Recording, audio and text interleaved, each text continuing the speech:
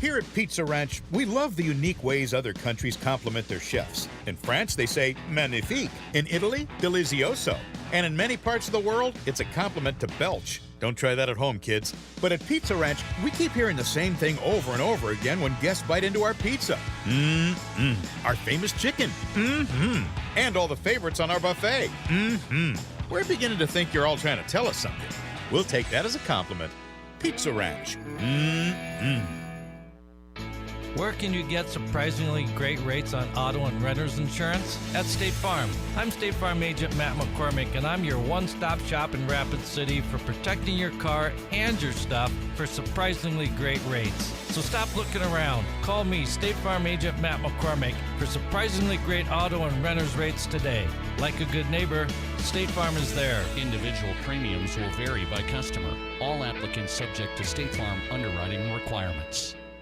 Sometimes it's just a whoops, sometimes it's a oh no, and sometimes it's an all-out ah! Whatever it is, J&J Truck and Auto Body can take care of it with traditional methods or paintless dent repair because they are a PPG certified and I-CAR Gold class shop with ASE certified technicians. Plus, they work with your insurance company, saving you time. J&J Truck and Auto Body, 1513 East Philadelphia.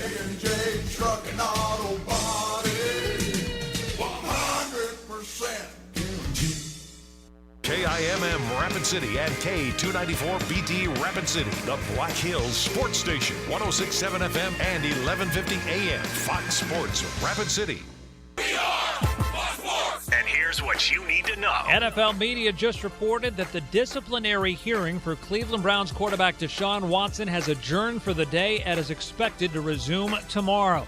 Tennis, a courageous performance by 40-year-old Serena Williams in the first round at Wimbledon in her first singles match in a year after a leg injury, but she fell just short. Williams next. Harmony Tan with the biggest win of her life. An extraordinary victory on centre court. Serena Williams knocked out of Wimbledon at the first round stage. Joe Shannon with the call on Wimbledon Radio as France's Harmony Tan prevailed in a tiebreak. The match lasted a grueling 3 hours and 10 minutes. NBA The Athletic reports Boston Celtics assistant Will Hardy is closing in on a deal to become the new head coach of the Utah Jazz. I'm Isaac Long.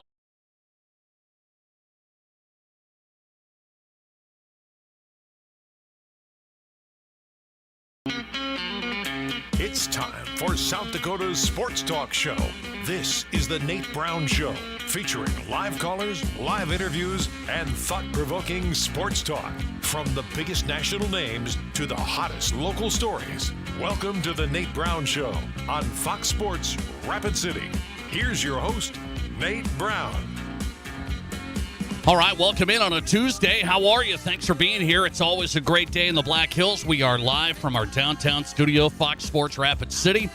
The Nate Brown Show, South Dakota Sports Talk Show. Great lineup tonight. Some brand new guests on the program tonight. Some of our favorites as well. We'll get you covered from the national stories to the local stories all right here on Fox Sports Rapid City. The Nate Brown Show brought to you in part by the Rehab Doctors. They're the non-operative experts in the Black Hills. If you have neck pain, back pain, and injury, the Rehab Doctors here in Rapid City ready to help take care of you with pain relief without surgery.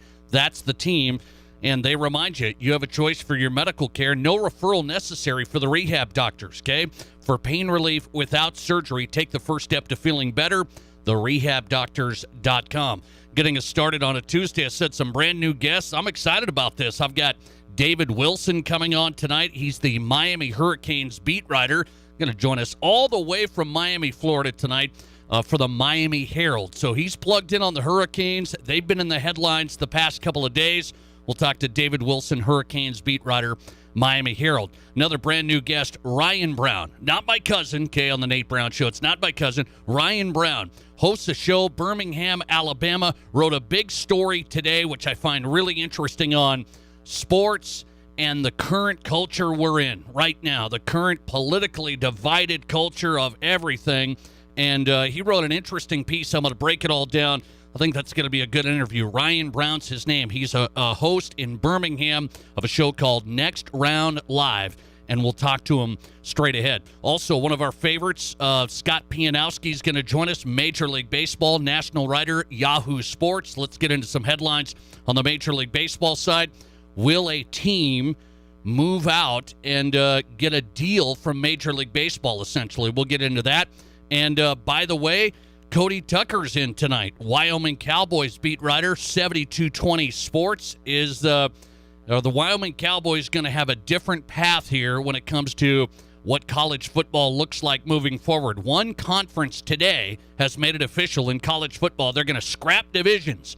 It's not a surprise, but the ACC says we're done with the divisions where we have a division winner and a division winner play each other in the ACC title game. They're done with divisions. The Mountain West, many people say, is going to be next. That they're going to scrap the divisions, which the Pokes play, and we'll talk to Cody Tucker from Wyoming tonight, 7220 Sports. He's on the way.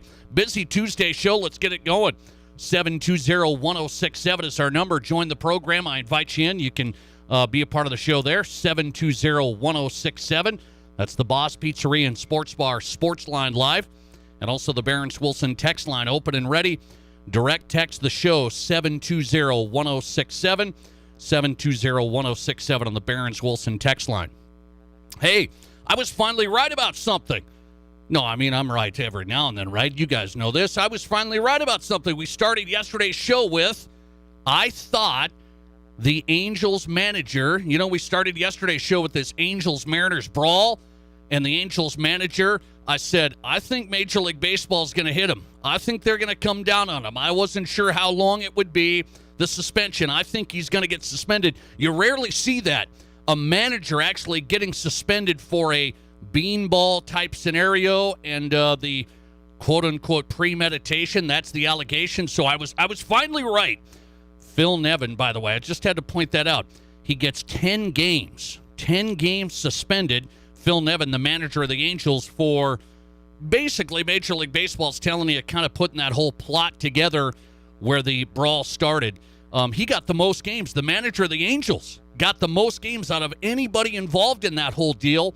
Winker, the Mariners batter, got the second most at 7 because he essentially started the brawl itself. We'll talk to Scott Pianowski coming up. We'll get to that. But that was our question of the day, which, by the way, I want to revisit that really quick. I wanted to see what the final vote on that was.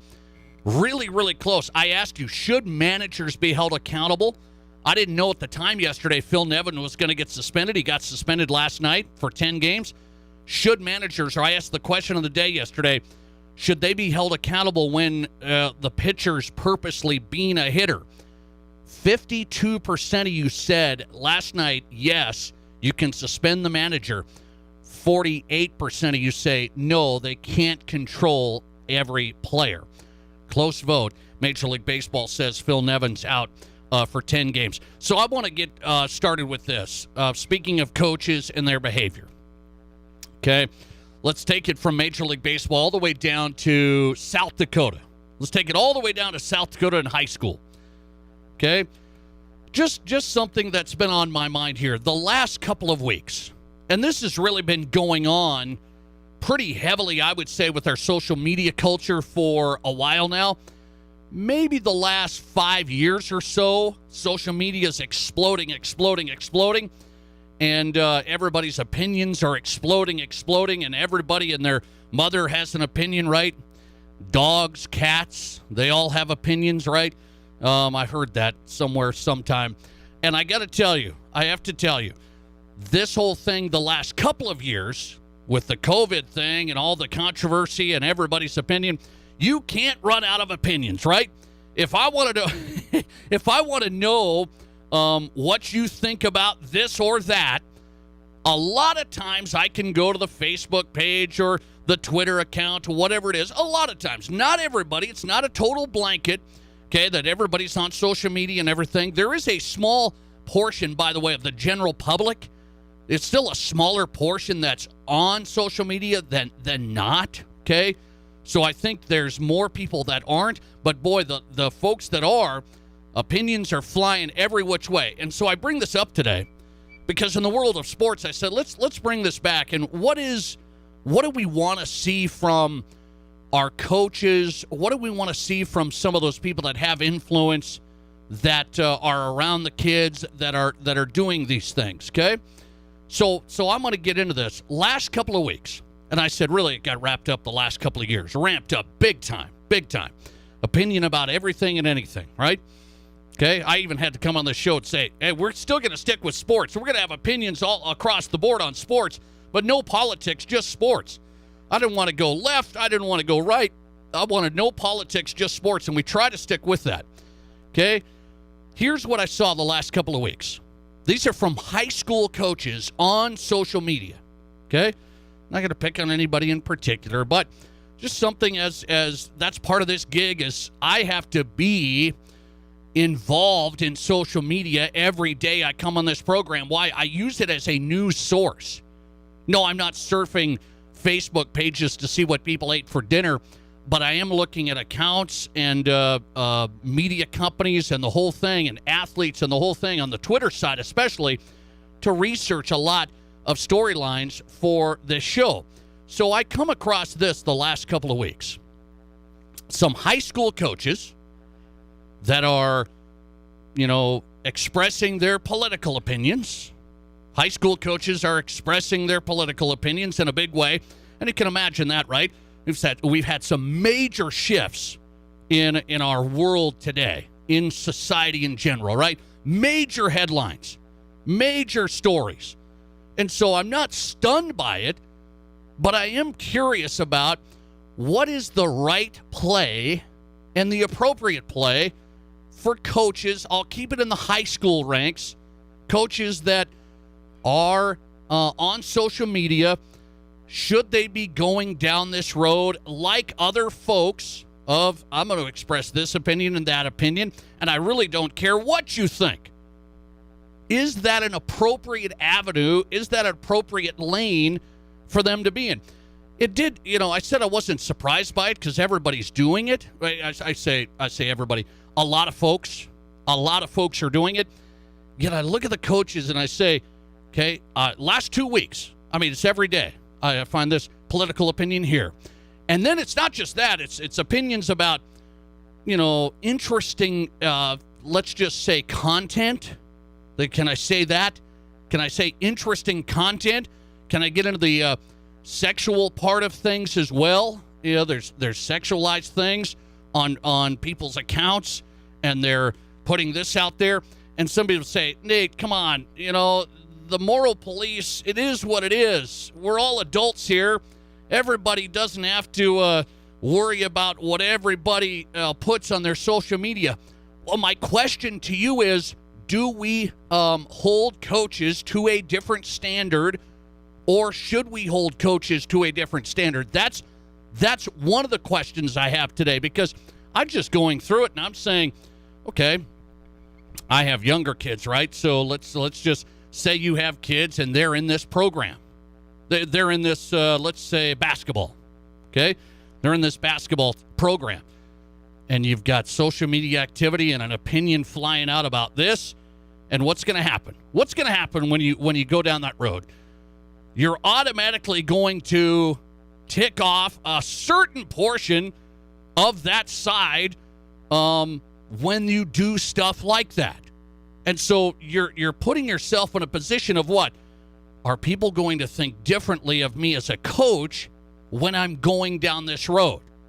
And by the way, I'm keeping it on the high school coaching element here because that's what I've seen over the last couple of weeks. And I said, it's interesting. What should be the policy when it comes to high school coaches and their social media activity? And I'm following coaches around the region. So I'm not even necessarily saying here in Rapid City. This is across the board. South Dakota and surrounding states. I have coaches I interact with on social media quite a bit. And it's around the region. But over the last 2 weeks, I'm seeing political statements. I'm seeing sexualized content and people throwing stuff out on there. And I'm asking the question, is this a scenario where we have to take a look and take a step back and say, what standards do we hold coaches to? Is it fair to hold them to a higher standard of behavior in their social media world? Is it fair to hold them to a higher standard in the social media category?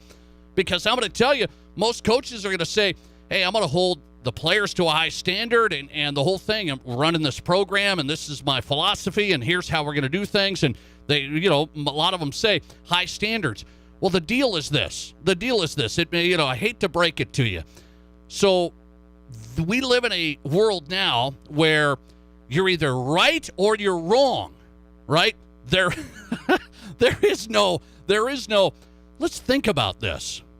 There is not much thought-provoking storylines out there. We usually have our mind made up, and you're on my side or you're on the other side.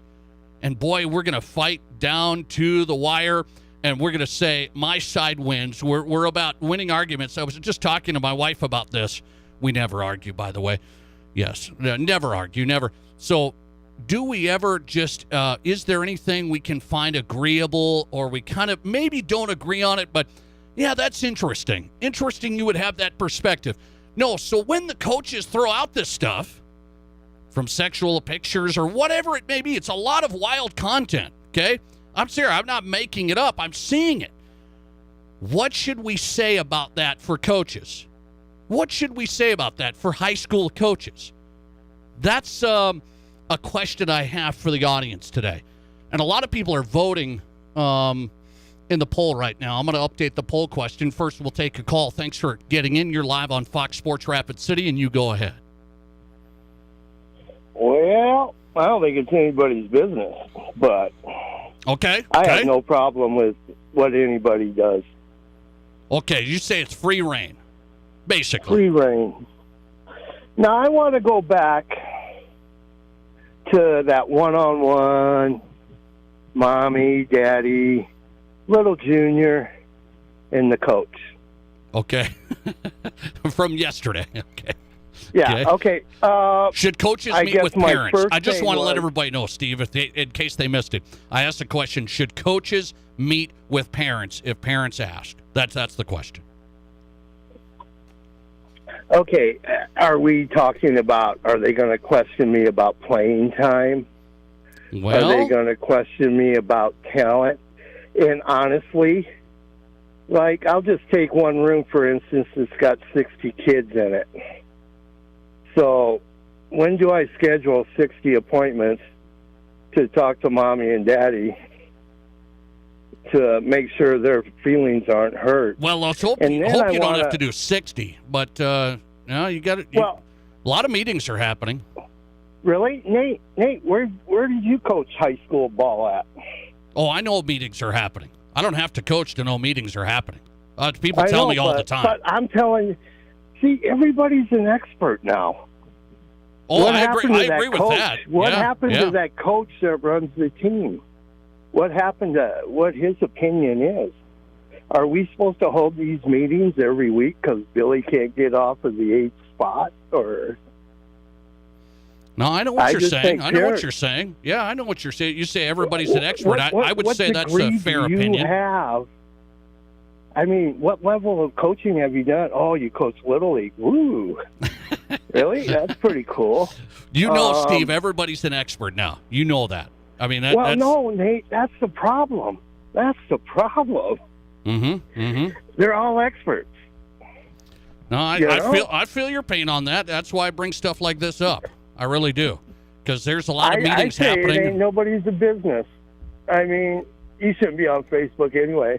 The only reason I'm on there is to make fun of other people. Oh, okay. Good job. Nice work. All right, buddy. I appreciate it. Thanks for getting in. 720-1067 is our number if you want in. My question of the day is, let me make sure I phrase this right. I put that out here early.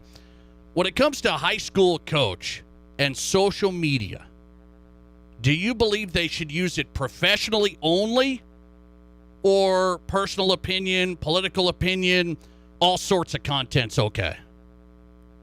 That's the question, because I'm following coaches, and I just bring this up the last couple of weeks because I'm going through this. I'm like, man, I'm seeing coaches sounding off on this and that and everything. And by the way, I said they do put themselves in a spot, whether you like it or not, they put themselves in a spot of, well, are people's opinions going to change about that coach? That shouldn't be the way it is. I mean, you should think, hey, a lot of respect for this coach. This coach does this well, and, I've always believed in her. She's done a great job here. He's done a great job there, whatever it may be. Yet then we're going to get tainted. And so my whole thing is, where should coaches approach this? How should coaches approach this? That's a question I have today. It really is. That's a question I have today. How should coaches approach it? When it comes to high school coaches and social media, only professional, or can they put whatever they want on there? Now, I know it's a free country, okay? It's a free country. Of course we can.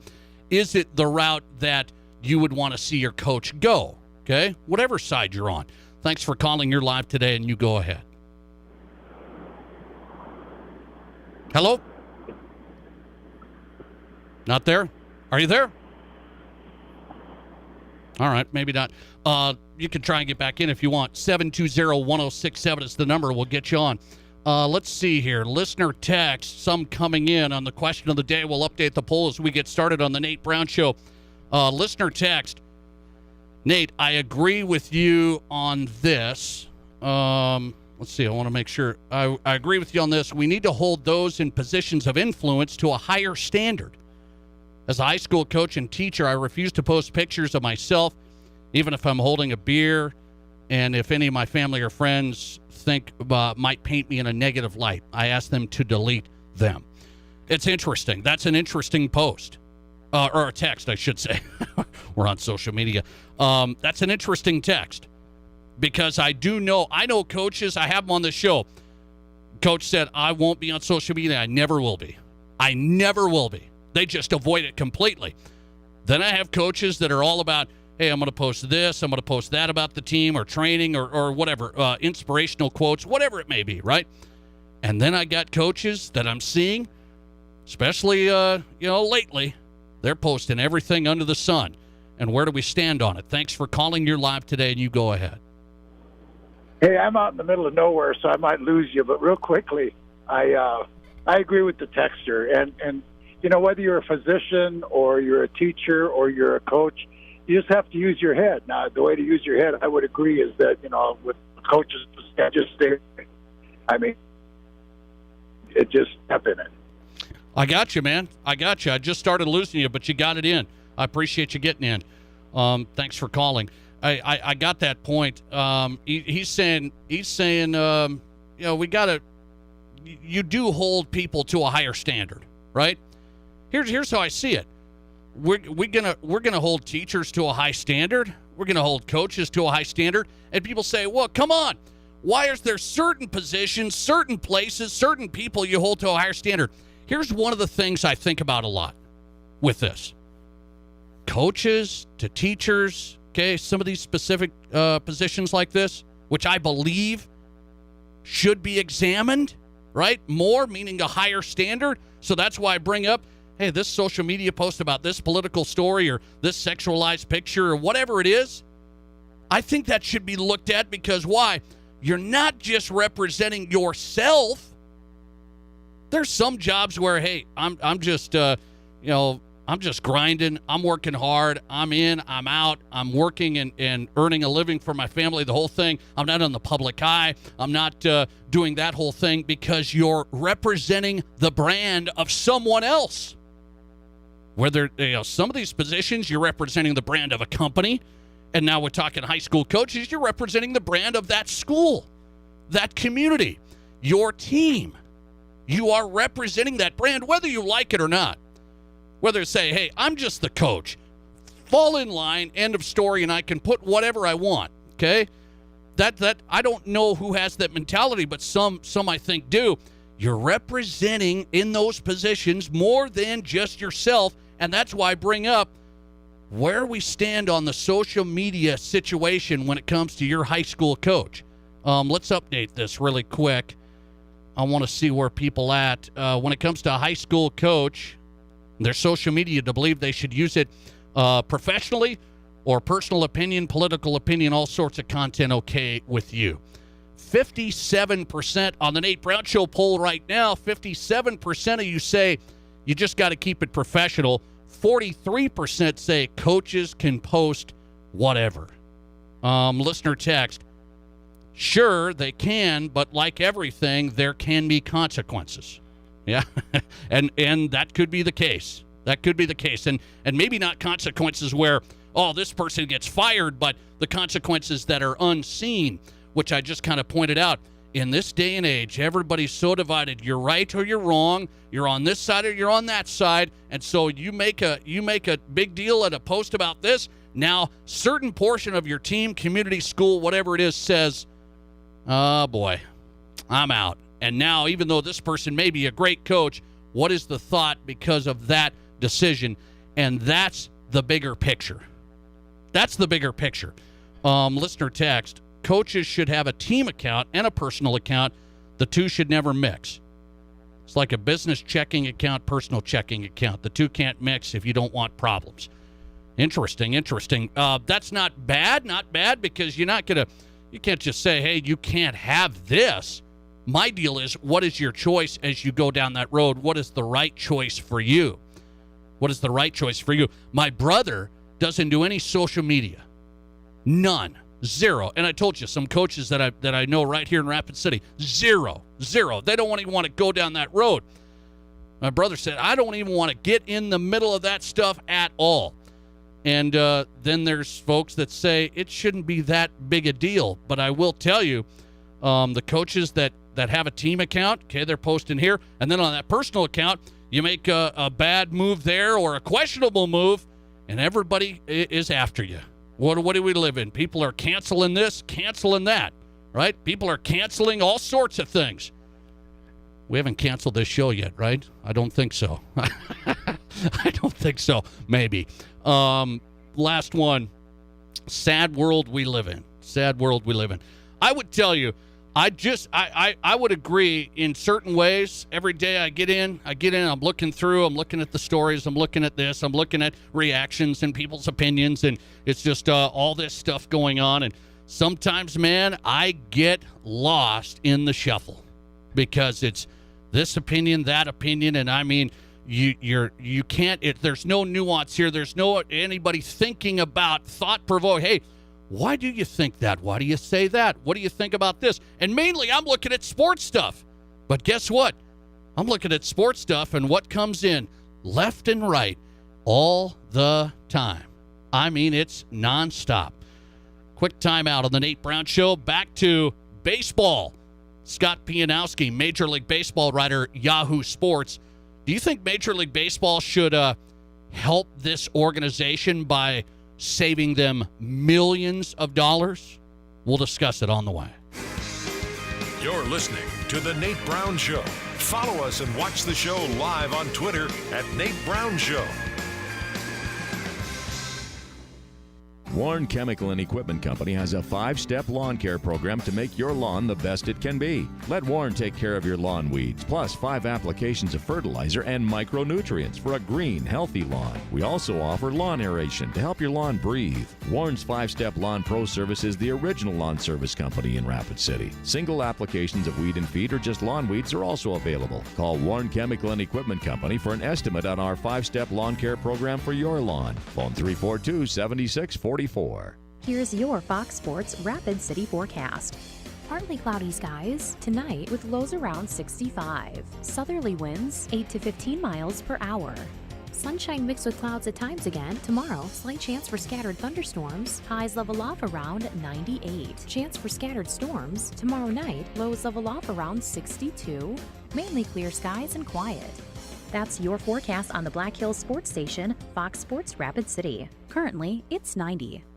Black Hills Community Bank is your local bank that's deeply committed to this community. And right now, the annual Diaper Drive is back, where they're working to collect over 50,000 diapers this year for the Cornerstone Women and Children's Home in Rapid City and the Bella Pregnancy Resource Center in Spearfish. With a silent auction and other events in June, Black Hills Community Bank appreciates your help in making a difference. Black Hills Community Bank, investing in what counts. For more info on the Diaper Drive, just stop by or visit bhcbank.com/diaper drive. Whether you run the race, make the catch, cast a line, pitch a tent, or just look good doing it, Shields Rapid City has your gear. From athletic clothing from your favorite team, cold weather gear to keep you warm, to the best camping selection this side of the Black Hills, and the most stylish and functional women's outerwear and footwear. Shields has the widest selection of the best brands in the business. So when you're ready to get out, get in the game, or get going, get to Shields. Shields, we're right there with you at Rushmore Crossing in Rapid City. We're all going somewhere. Going higher, faster, farther. Going in new directions, to new places. At Monument Health, we keep going so you can keep going. We're dedicated to advanced orthopedic care with the latest innovations, technology, expertise, and treatment. So keep exploring, keep making memories, keep going with Monument Health as your partner. Learn more at monument.health/orthopedics. Live from the Anytime Auto Sales Service and Details Studio, sales, service, and recreation, this is Fox Sports Rapid City.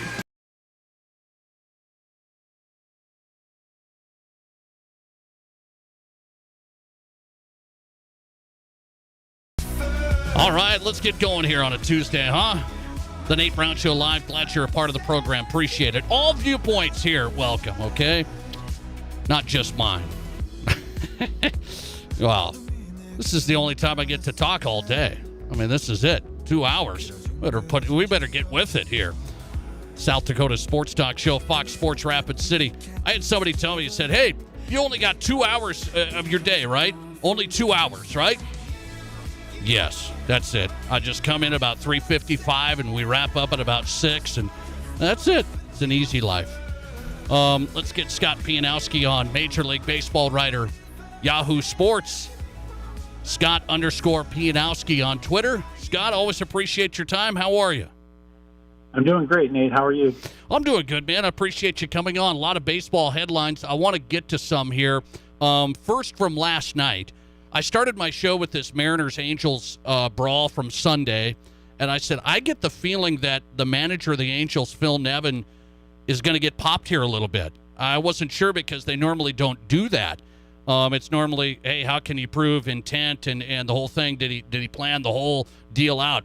Well, he gets suspended 10 games. The manager gets the most out of anybody. What did you think of that from Major League Baseball? Yeah, I mean, they're trying to send a message. They don't want this type of thing in the game. But as you said, it's impossible to know intent. And sometimes, yeah, I mean, guys they want to pitch inside. Sometimes you lose control of a pitch. I was surprised. I would think on appeal that would come down, and you know, it's not going to hurt the Angels. The Mariners are probably not going to be playoff teams anyway. They're both under 500. You could argue this is one of the most exciting things that's happened to the Mariners all year. At least the Angels get to watch Trout and Ohtani every night, which is fantastic. But yeah, I'm with you. I mean, how do we know? How do you get between somebody's ears and know what was actually ordered? And I've also never understood, on the flip side of it, if a batter strikes out 4 times, he doesn't throw his bat at the pitcher. What is this idea that if you can't get somebody out, if somebody hits a couple of home runs, you throw at them? I mean, I've always thought that was a Bush League way to play. But there's no way to legislate intent. So it's all a guessing game. And they think, and it's easy to go after a manager with a suspension, right? I mean, it's going to be no outcry. You know, no 7-year-old is going to cry on his way to the park because Phil Nevin's not in the dugout. You know, if Shohei Ohtani were suspended or Mike Trout was suspended, you know, that actually leaves a mark on the game. Okay, yeah, sure, but still rare, right? Managers being suspended. You think, you know, you're not going to see this very often after maybe MLB sending this message, potentially? It's a fair point. And, you know, Phil Nevin was kind of known as a little bit of a hothead in his playing days, former number 1 pick, had a nice career, never was really the star that he was expected to be, but he was a fiery guy. Maybe he's trying to put down his imprint. You know, he's an interim manager. He's trying to prove that he can control the tenor of this team in a way that Joe Madden really couldn't. I mean, you know, maybe that plays into it. But, yeah, it was certainly unusual. And, yeah, look, nobody got hurt. I mean, I thought I kind of looked at it and kind of giggled a little bit. To me, it was a fun story more than it was a controversial one. Scott Pianowski on Major League Baseball, Yahoo Sports. So I'm seeing this out of the Las Vegas Review-Journal that if Oakland doesn't get a new ballpark, let's say the A's are going to relocate. There's reporting out there that Major League Baseball wouldn't charge the A's a relocation fee. I mean, that's millions of dollars What should people think of that play? Yeah, I don't think Oakland's long for baseball. And look, I get it. They're doing the right thing. They don't want to pay for a stadium. We saw this with the San Diego Chargers, where the organization said, hey, buy us a stadium. And San Diego said, no, buy your own stadium. And so the Spanos family took the team to Los Angeles, where really nobody cares about a very good Chargers team.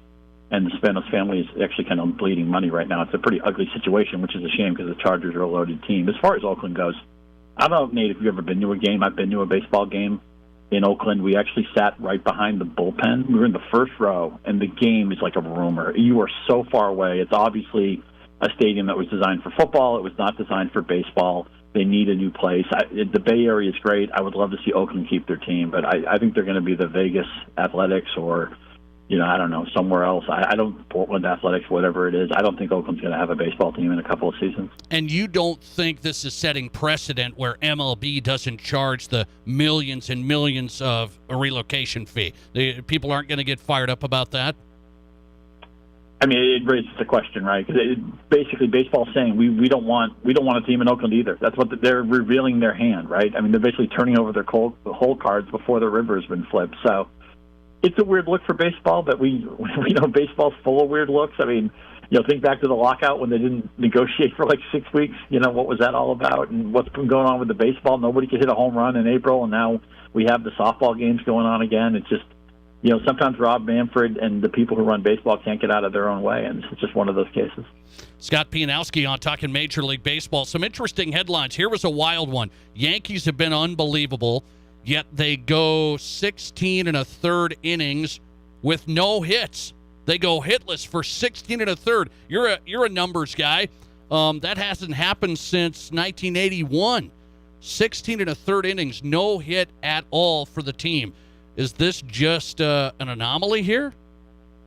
I mean, it's just a blip. They have 148 run differential, best in the majors. They have 54-20 record, best in the majors. They're 12 games ahead in what's probably the hardest division to win in baseball right now. They have 12-game lead on the Red Sox, 12.5 on Toronto, 13 on Tampa Bay. Actually, Baltimore's been better than expected. I thought Baltimore would be terrible, and they're only 5 games below 500. That's how hard that division is. The Yankees have a right to be a little bit bored. They're going to take their time, bring some of their injured guys back. The story is when Aroldis Chapman comes back, because Holmes has been so good as the closer, maybe Chapman won't be the closer right away. We know that in July, the teams that aren't contending are going to start selling off pieces. We'll see what the Yankees add. But, when you're this far ahead of everybody, when you're already in the playoffs, I get it if, maybe you just don't have the motivation here or there, and give Houston credit. I mean, they have a deep pitching staff. The no-hitter was obviously a combination job, so you needed 3 guys. That's what we see in baseball now, right? I mean, we saw last night Chad Kuhl for Colorado shut out the Dodgers in Coors Field, which was really surprising. And now Chad Kuhl is tied for the Major League lead in complete games with 1. Right. Because nobody goes 9 anymore, right? You only see a no-hitter. It's a 3-handed thing, but the Yankees, their biggest concern is like all these teams, and I feel we've talked about this a lot. You just look at some of the injuries. The Mets have their top 2 pitchers hurt. The Braves just lost their closer. Kenley Jansen, he got the irregular heartbeat. We hope he's okay. Mookie Betts got hurt. Bryce Harper got hurt. Right now, the Yankees are probably thinking, okay, how can we just kind of like tread water? Nobody's going to come after us. Let's just try to be healthy. Let's have Gerrit Cole healthy in September and October. Let's have Severino healthy. Chapman's a high attrition player. Aaron Judge right now, probably the MVP of the league. He's had injury problems before. It can be hard to be motivated in the middle of the season when really your mindset is already flipped to October. Scott Pianowski, I want to go to this player because his numbers are really good, and I want to ask you what's most important in today's game of Major League Baseball. Luis Arraez leads the American League in on-base percentage, 427, OBP. Okay, a lot of people say that's the way to look at efficiency. You're on base, whether it's a walk or a single, whatever it is. Luis Arraez leads them, American League, in on-base percentage. He's batting .345 as an average. That's really good, too, but he's not leading the American League. What's the measurement, average or on-base percentage? Yeah, well, some people would say you add them together, OBP and slugging, go to OPS, where he's got 853. He's got the most WAR on the Twins also.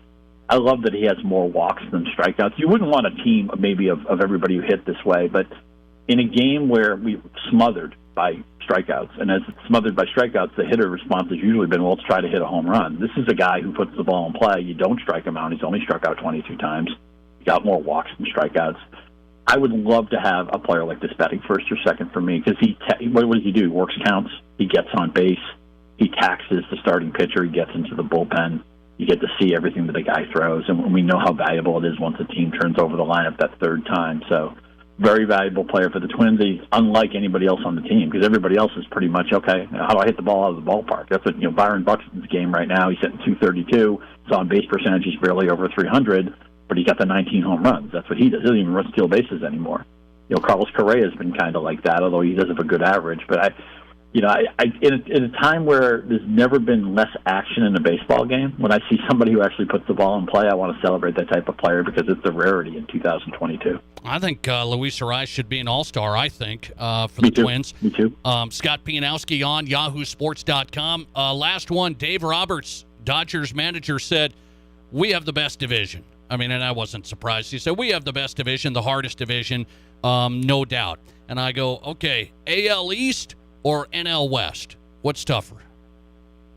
Yeah, I got to say the AL East because you got two losing teams in the NL West, and they're going to get weak. Colorado and Arizona will probably sell off pieces.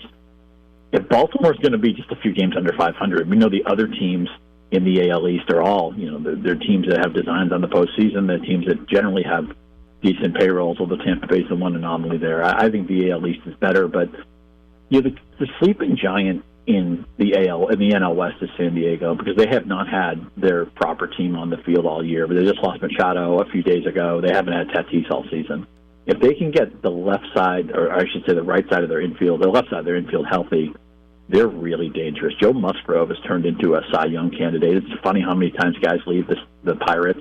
Garrett Cole, Charlie Morton, Musgrove, and they end up being better pitchers. Even Cool, the guy I talked about in Colorado, fits that profile. But if San Diego gets healthy, I could see Dave Roberts' point. What's he going to say? We have a weak division, or nobody's going to say that. But right now, I would have to side with the AL East. That's where the best baseball is being played. Scott Pianowski, Major League Baseball, yahoosports.com, on Twitter @Scott_Pianowski here on the Nate Brown Show. Scott, always great to have you. Thanks for coming on. Great to talk to you, Nate. Appreciate your time. Scott Pianowski, great Major League Baseball coverage, yahoosports.com, National Major League Baseball writer. Scott_Pianowski on Twitter. All right. Interesting stuff. Some interesting headlines there. Baseball, I don't know if they're following that. If you watch the Twins a lot, I just had a guy stop me the other day. He said, man, you've been watching the Twins? Fun team. This is a fun team to watch. Hey, they're going to be fine, I think. He said, are they going to be able to win the AL Central? I think so. Kind of gave up the first game of a doubleheader today. Had it under control, it appeared, and then gave it up today against the Guardians. But this stretch, I told you last week, 8 games in 11 days. 8 games, 11 days against Cleveland, Minnesota. Okay, and Minnesota's been in pretty good shape so far. But Luis Arraez, .427 on-base percentage. That's number 1 in the American League. That's walks, hits, the whole thing there. And then he's batting .345 as an average, which old-school baseball guys like me, we still think average matters. And he's batting .345. Luis Arraez, kind of one of the unsung heroes right now. The Twins, Correa's been heating up now as well. Carlos Correa, the big pickup for Minnesota. Twins in pretty good shape in the AL Central. And how about that headline there? Major League Baseball reported decision is not to charge the A's a major relocation fee. Whenever you move a team, whenever an owner does, it's designed to say, hey, if you're going to move them, you're going to pay big dollars. Like when Kroenke moved the Rams out of St. Louis to L.A., that was a massive payday.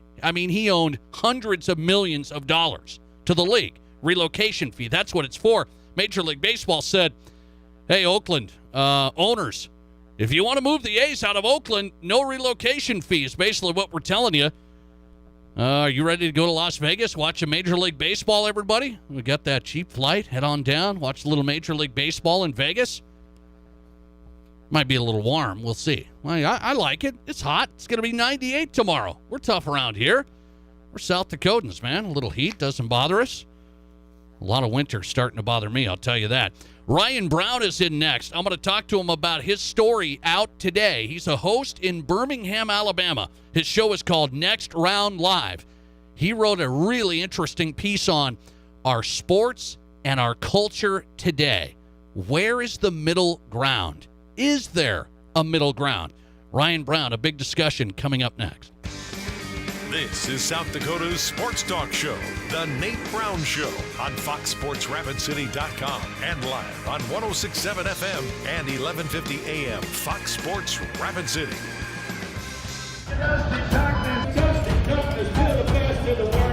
We all have hard days at work. This is what champion bullfighter Dusty Tuckness does for a living. Now this is a tough day at work.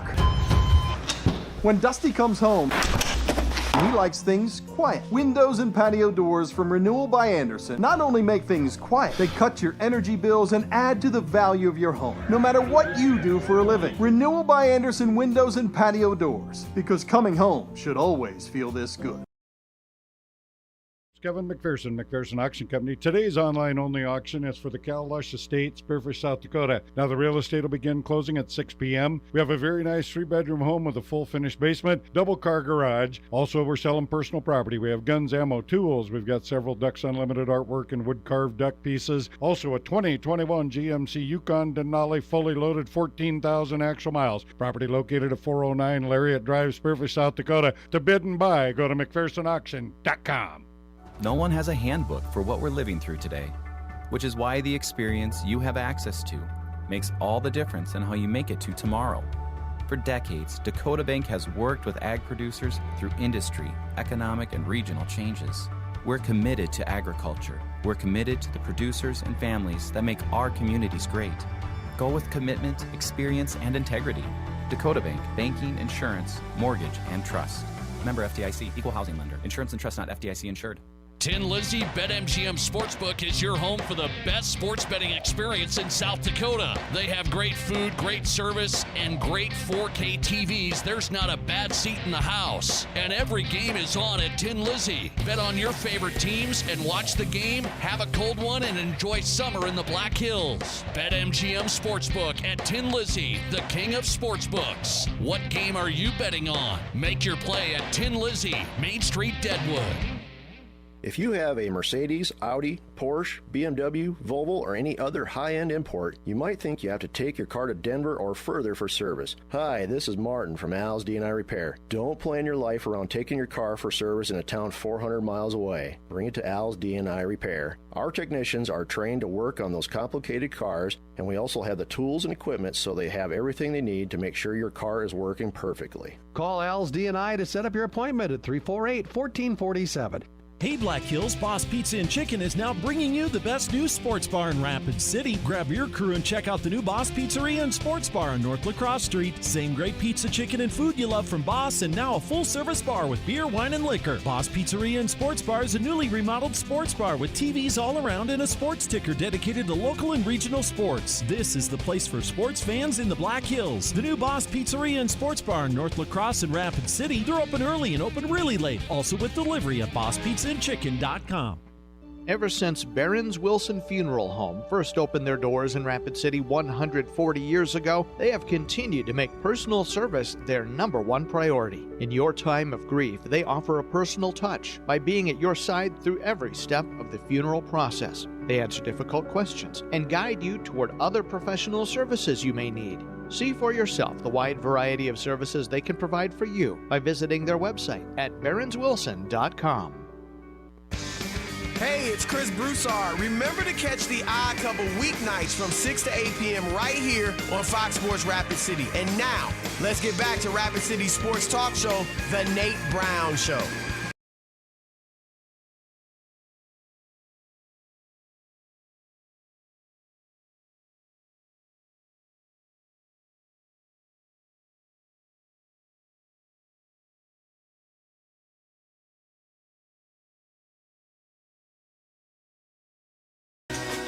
All right, welcome back in the Nate Brown Show, South Dakota Sports Talk Show, locked and loaded on a Tuesday. Some great guests. Just got after it with Scott Pianowski, Major League Baseball, Yahoo Sports. Coming up, Miami Hurricanes beat writer David Wilson tonight. We haven't had David on ever Miami Herald, covers the Hurricanes. They've been in the headlines the last couple of days with maybe the biggest name, image, and likeness deal for a high school quarterback, for a high school football player so far.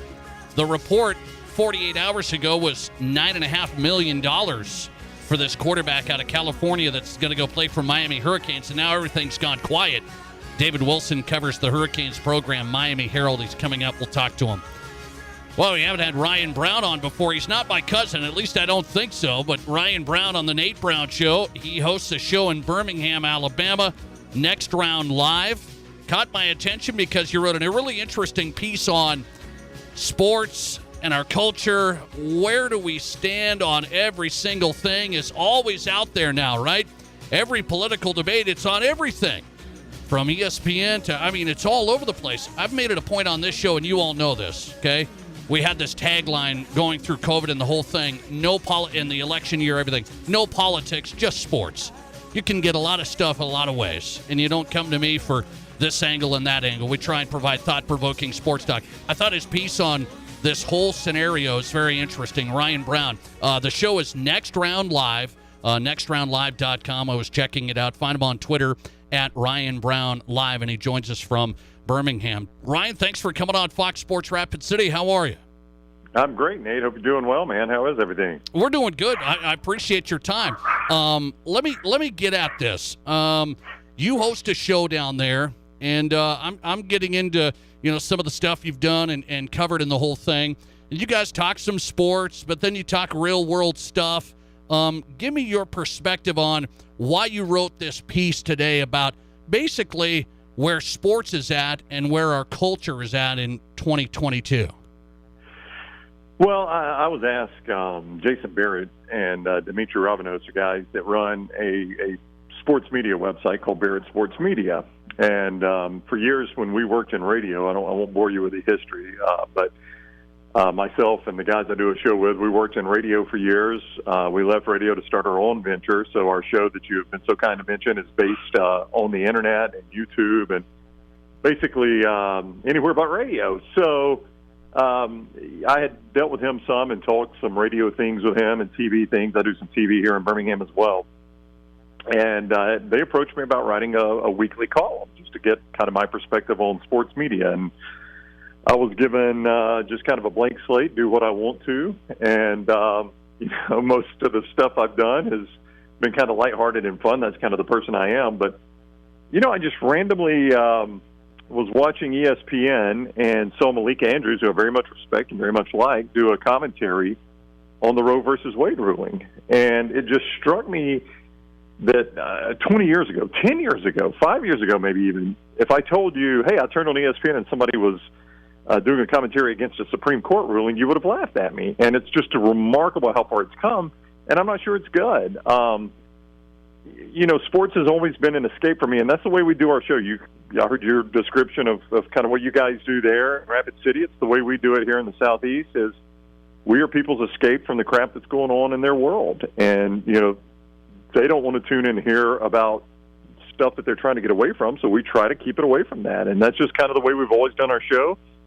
Some have liked it, some have not. Thankfully, we've been able to make a living on it. So I'm amazed that ESPN has come to the point where this seems more commonplace now than not. Yeah, it's interesting. It really does intrigue me too, because I said I've tried to make it a point, and some hosts say I'm gonna get into these topics no matter what. Okay, I'm going to get into this because this is a platform, and I need to use this platform to get into all these topics, whether it's political or whatever. And I'll ask you your opinion on that. They say you got to use your platform. And I said, well, my platform is we try and have thought-provoking sports talk and a little bit of fun, not serious everyday issues all the time. What about the platform argument? Well, it's a complicated one. First of all, I'm not certain the company that owns your station, but when I was in radio, I worked for a corporation named Cumulus Media. It was a very large national corporation.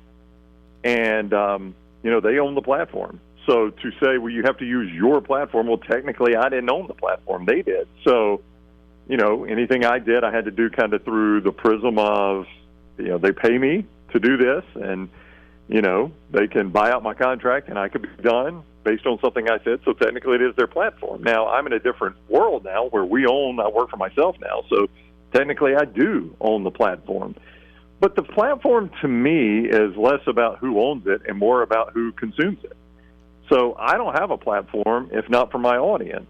And I just have to ask the question, does my audience want to hear that? I mean, I have some strong political beliefs. I have some strong religious beliefs. I have, a lot of beliefs. But do the people that tune in on a day-to-day basis to watch my show or listen to my show or your show or any other show, do they care about those things? Do they want to hear me talk about those things?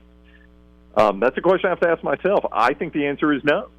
So it's technically their platform, not mine. Without them, I don't have one. So that's the way I've always approached it is, the platform's not something I just created and all of a sudden tens of thousands of people listen to it or watch it. It's something that without them, I don't have that platform. So I've never really bought that argument, no, that you've got a platform, you have to use it. Your platform is your audience. So does your audience want to consume what you are dishing out? If you dish it out and they don't want to consume it, you'll know pretty quickly. Ryan Brown on Next Round Live is his show.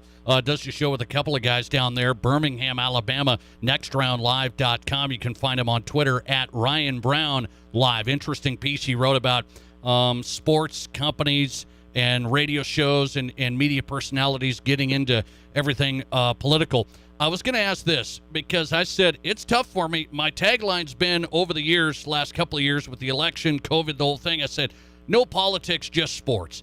And I've really tried to hold to it. Yet, Ryan, it's hard because this political story gets into this major headline. And it's sports, but there's a political side to it. That's a tough balance. And sometimes I find myself going, maybe we just won't even go there.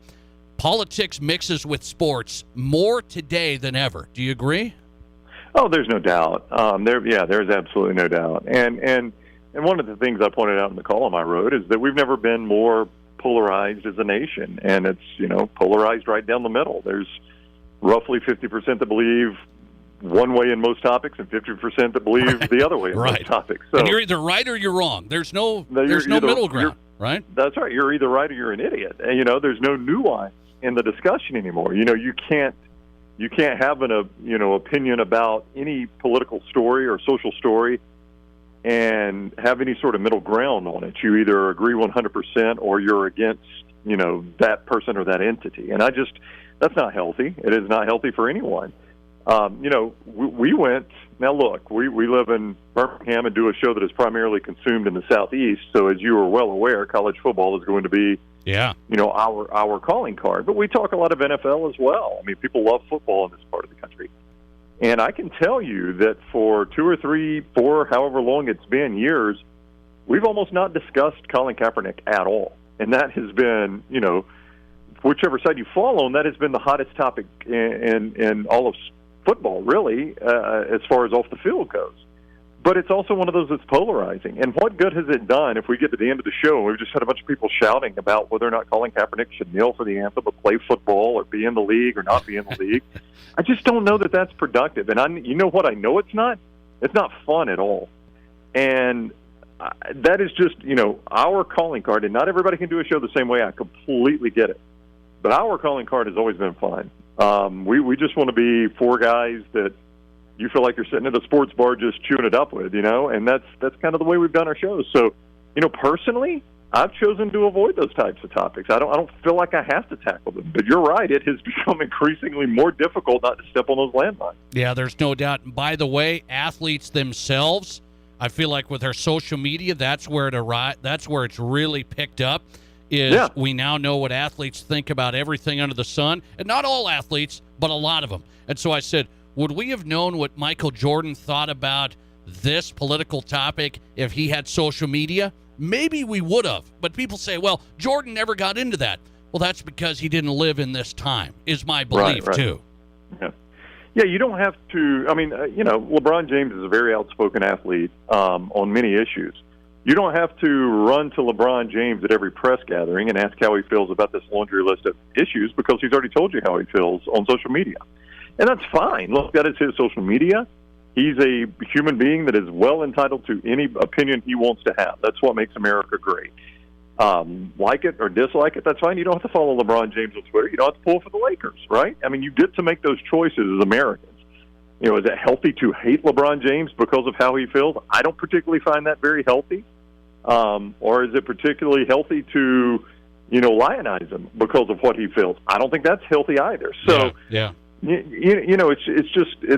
you're right. I mean, I know exactly how he feels. When I was growing up, Bird and Jordan in the NBA, or Joe Montana or Dan Marino, I'm a lifelong Dolphins fan. I didn't know. I didn't care what they thought about political issues, but B, I certainly did not know because it just wasn't as prevalent back then. Yeah, I believe that. For a few here and there, it was. Some activists and some athletes were, but the majority of them were not. I feel like the majority of athletes now, they're asked by the press, what do you think of this? What do you think of that? And they have to say, yeah, here's what I think. It's a really tough situation these days. Ryan Brown's on tonight, nextroundlive.com. Pick up his show there. Good stuff from Birmingham, Alabama. Good piece on it. I thought it resonated a lot. Sports and the current culture where we're at. Ryan Brown Live on Twitter. Last question. I got to get this one in. You're in Birmingham, home of the USFL. The USFL, Ryan. A lot of people around the country, what's happening? What's going on? Give me your honest take here. USFL, first year coming to a close this weekend with Birmingham in the championship. Will this continue?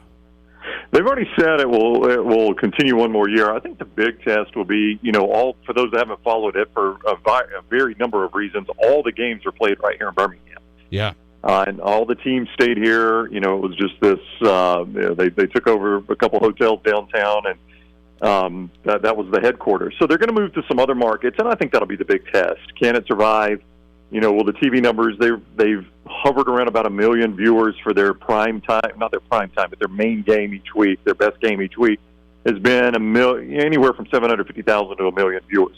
I don't know the number Fox and NBC need to keep it at to make it viable. I don't know how it's going to draw in these other markets. I can't imagine a Pittsburgh native has any sort of buy-in to the Pittsburgh Maulers because they've never played a game in Pittsburgh, right? I mean, have they watched them play in Birmingham just because they have the name Pittsburgh on their jersey? So once these other teams go to their actual markets, I think that is going to be the big test on how this does. And I don't even know, Nate, what they need attendance-wise to make this happen. I think it is solely a TV product. As you know, though, I think a TV product's made better when the live product's better.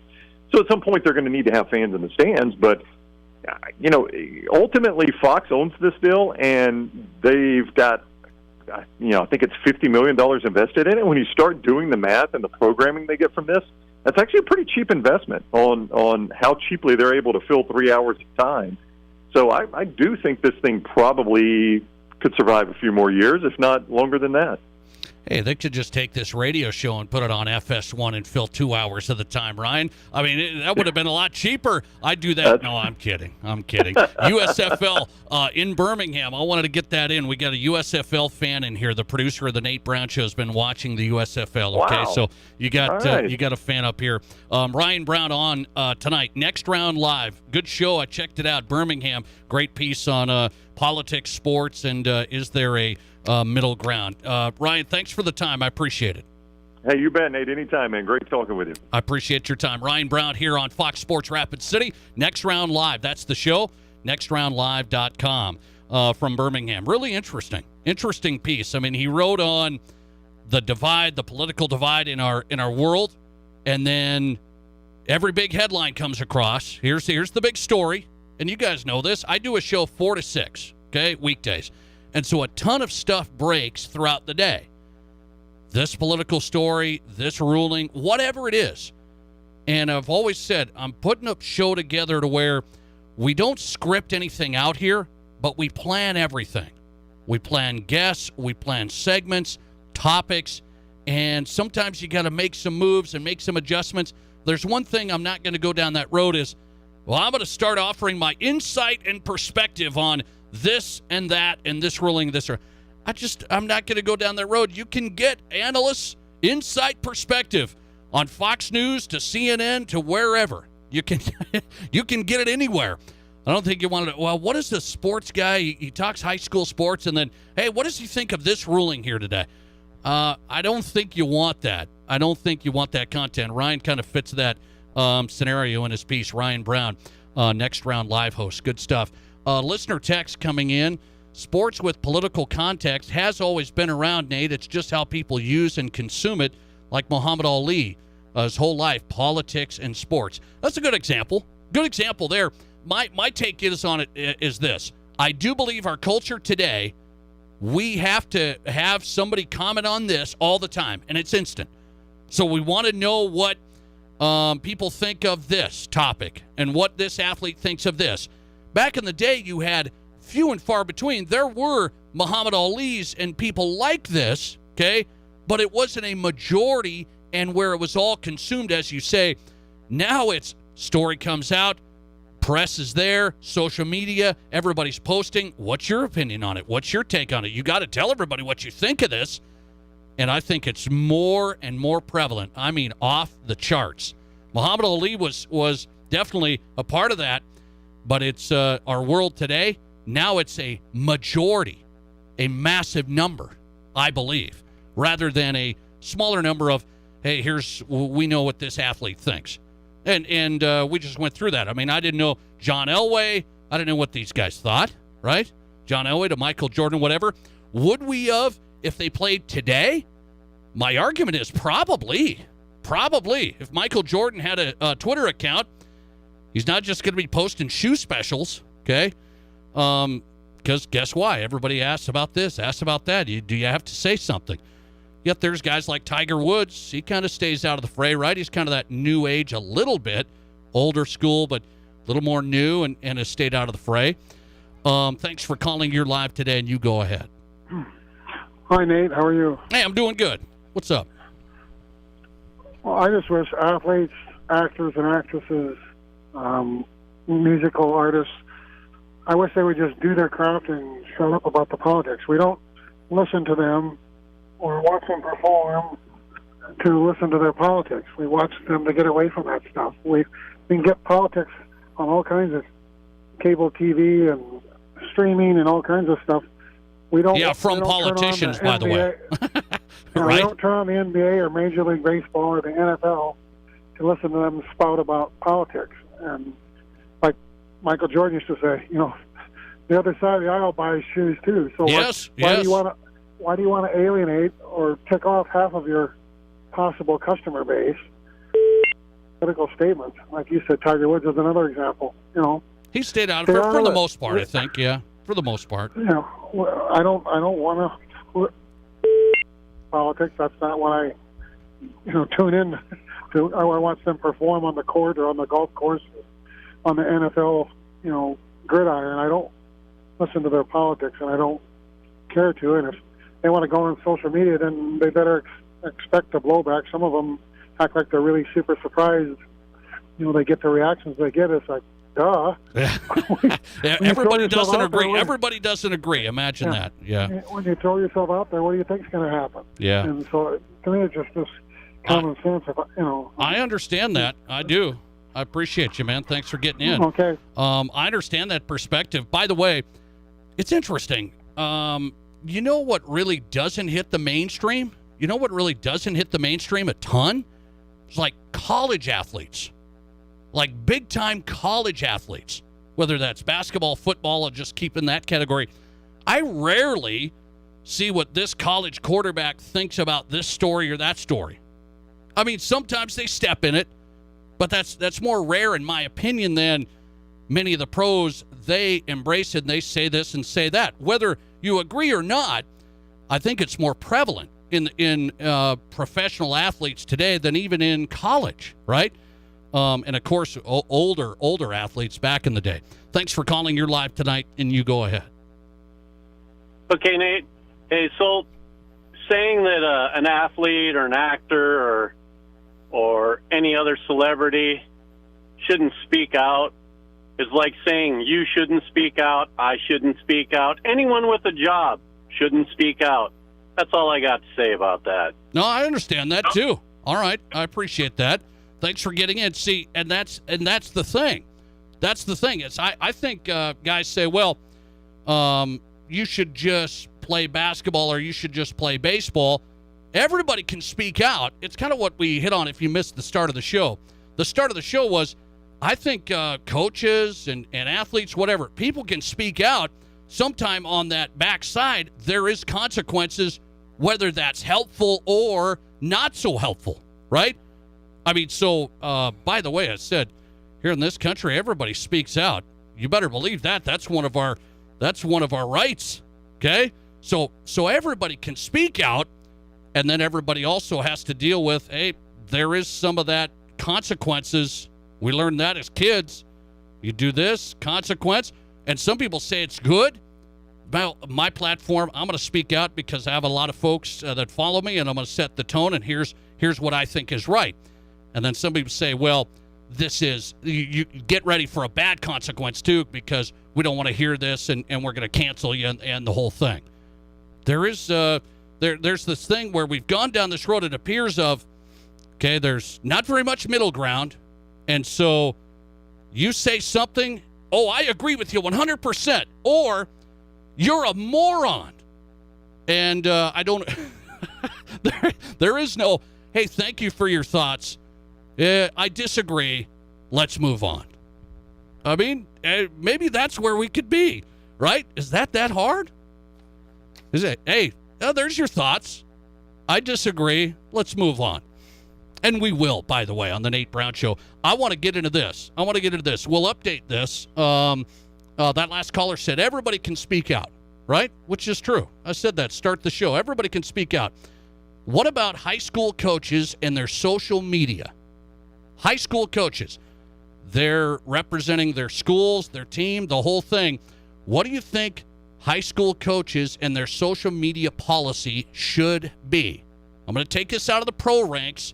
I'm going to go to the high school ranks. We'll update that poll. You can give me your answer. And I'm going to get into an interesting story that just came out.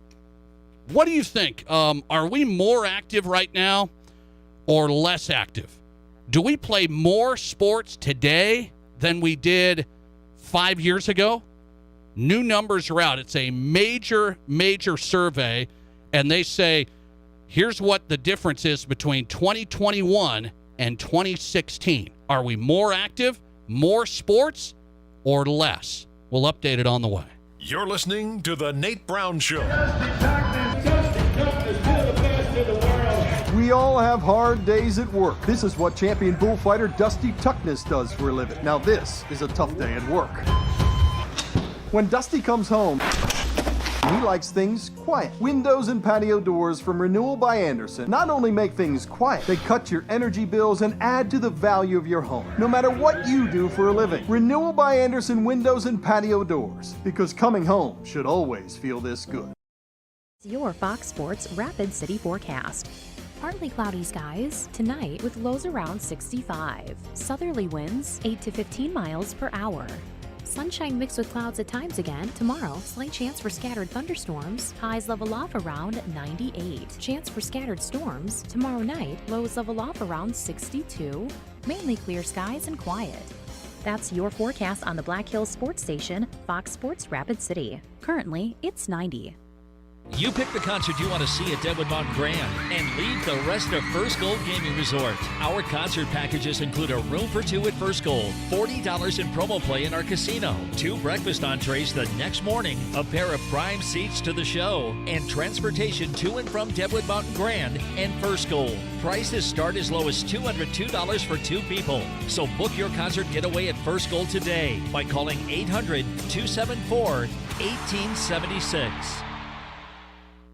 Physical therapy, athletic training, and sports science all at one place. Physio in Rapid City. Dr. Dan Jensen and his team at Physio are ready to help you perform at your best. From the youth athlete to the active adult, trust the team at Physio. Physio offers the skilled, personalized approach to physical therapy and athletic training, building the best athletes in the Black Hills as the official strength and conditioning provider for Stevens, Central, and the Rapid City Rush. Learn more at bhphysio.com. Collins Siding has been the region's premier window siding, door, and gutter installation specialist since 1974. They use only the highest quality materials and never compromise on their workmanship. Collins Siding is licensed, bonded, and their estimates always include labor, materials, and applicable permits and taxes. Collins Siding has been providing top quality service and exceeding high standards for over 45 years, and you can find out how by visiting them at 2016 Cherry Avenue. Collins Siding, 2016 Cherry Avenue, Rapid City. Hi, it's Colin Coward. Great to be in the Black Hills. Getting heard weekdays 10 to 1 on 106.7 FM and 1150 AM. Fox Sports.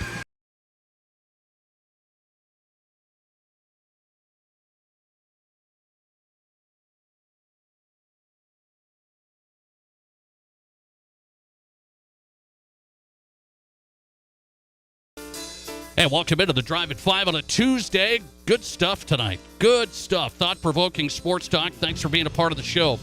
The Nate Brown Show live, South Dakota Sports Talk Show on 106.7 FM, 1150 AM, Fox Sports Rapid City. Stream us there, foxsportsrapidcity.com. I just saw this number that came out. 17% of sports radio listeners stream on the website. 17%. You 17% of you, welcome in on foxsportsrapidcity.com. We appreciate that. Good stuff. Watch the show on Twitter. We're live in studio. Live stream is up right now at Nate Brown Show on Twitter. The YouTube channel as well, The Nate Brown Show. You can watch us, the live show and the archive show, in case you miss anything. The YouTube channel, The Nate Brown Show. Okay. Let's revisit the question of the day, since we've had some really good content here. Some good discussion with the listeners today. Some good feedback. I love that. Love shows like that. Text, calls, good feedback, people on both sides. That's what I like. That's what I like. Different viewpoints being expressed. I do. I love that.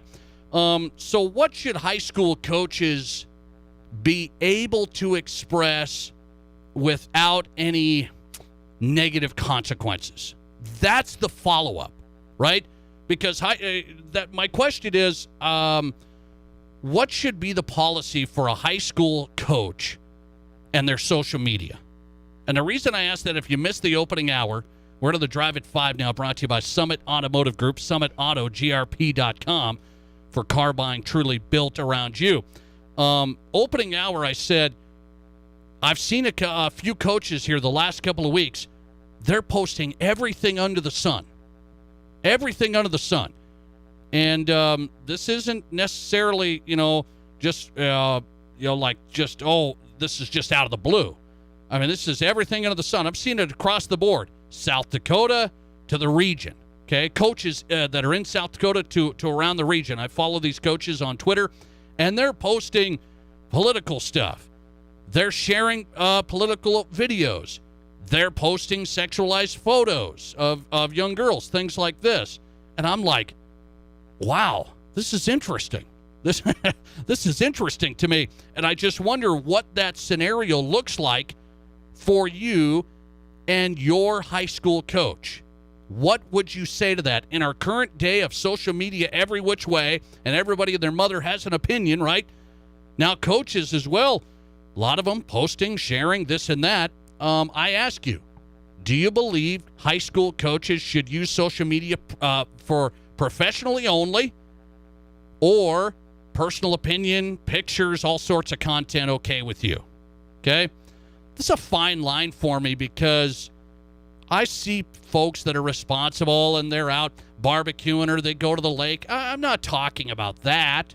I'm talking about some coaches that some risky posts, I would say. Whatever side of the political spectrum you fall on, and then some risky the picture type stuff and sharing pictures. It's like, I'm wondering where that would be for you. So that's my question of the day. Let's update the poll. Do you believe they should use it only professionally, or personal opinion, pictures, all sorts of content okay with you? High school coaches, okay?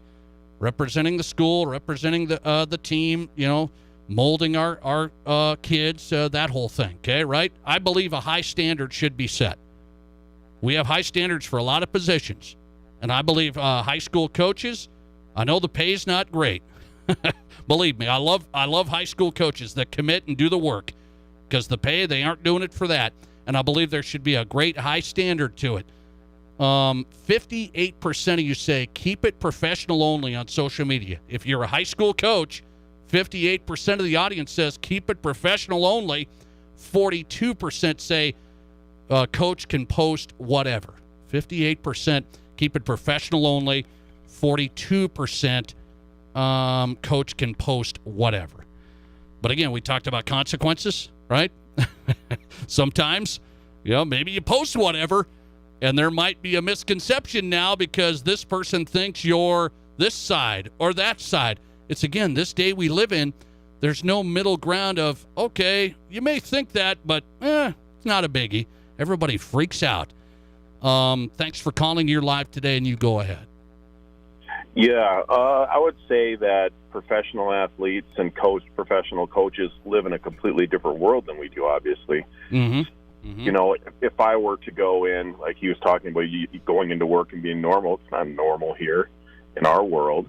If I were to go on a Zoom meeting and wearing a T-shirt that represented anything, whether it came to politics of how women can treat their bodies or, when it comes to racism and stuff like that, I would lose my job. And most people would. And if high school coaches were to sit there and have, take off their pullover after a game and have their politics on their T-shirt underneath and their polo, they'd be treated different than they would the professionals because it's all about the money and everything like that, whereas folks like us, it's completely different. Yeah, I got you on that. I know what you're saying. I know what you're saying on that. Thanks, man. I appreciate it. Thanks for getting in. That's interesting. That's interesting because I know a business owner, he told me, he said, we're not, are you kidding me? We're not going to put political signs out in front of the business. Yeah, I'm talking about, we're not going to put political signs out in front of the business. Are you kidding me? He said, why would we do that? Tick off half of the people or whatever percentage of the people. Okay. Same story, I think, when it comes to this question today for high school coaches. If I'm a high school coach, I'm very careful with posting this opinion, sharing this video, whatever it is, okay? And I've seen it all. I've seen it the last 2 weeks. I've just been going through, kind of building up, saying, is this going to be just kind of rare, or is this all the time? And it's a lot. It's a lot. And I'm saying I'd be very careful with that because why? Again, it's the consequences of are you misconceived, right? The perception is different now from your coaching, from your responsibility, the whole thing, and you're representing more than just yourself, right? You're representing a brand. Some of us say we represent companies, right? And that goes as well. Let's see. Listener text. High school coach posting pictures of young girls. There shouldn't be a question on that one. Well, I should be careful about that. I'm not.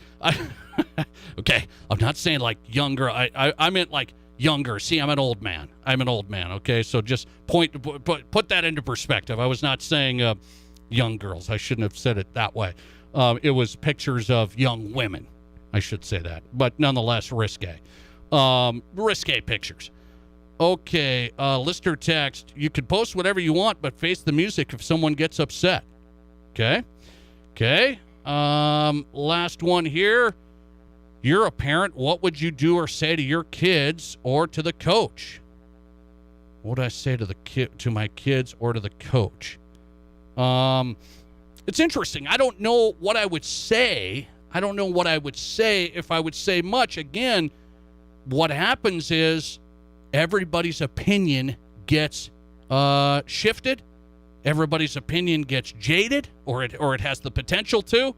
And so then it goes less from, now you see that, in my opinion, you see that coach as not for the person he or she is, not for the responsibility that they have, not for how good of a coach that he or she is, all these things that may have A marks in all of those. And my opinion is you make this bad move. In our culture today, everybody now has an opinion, boom, and now we either like you or we hate you.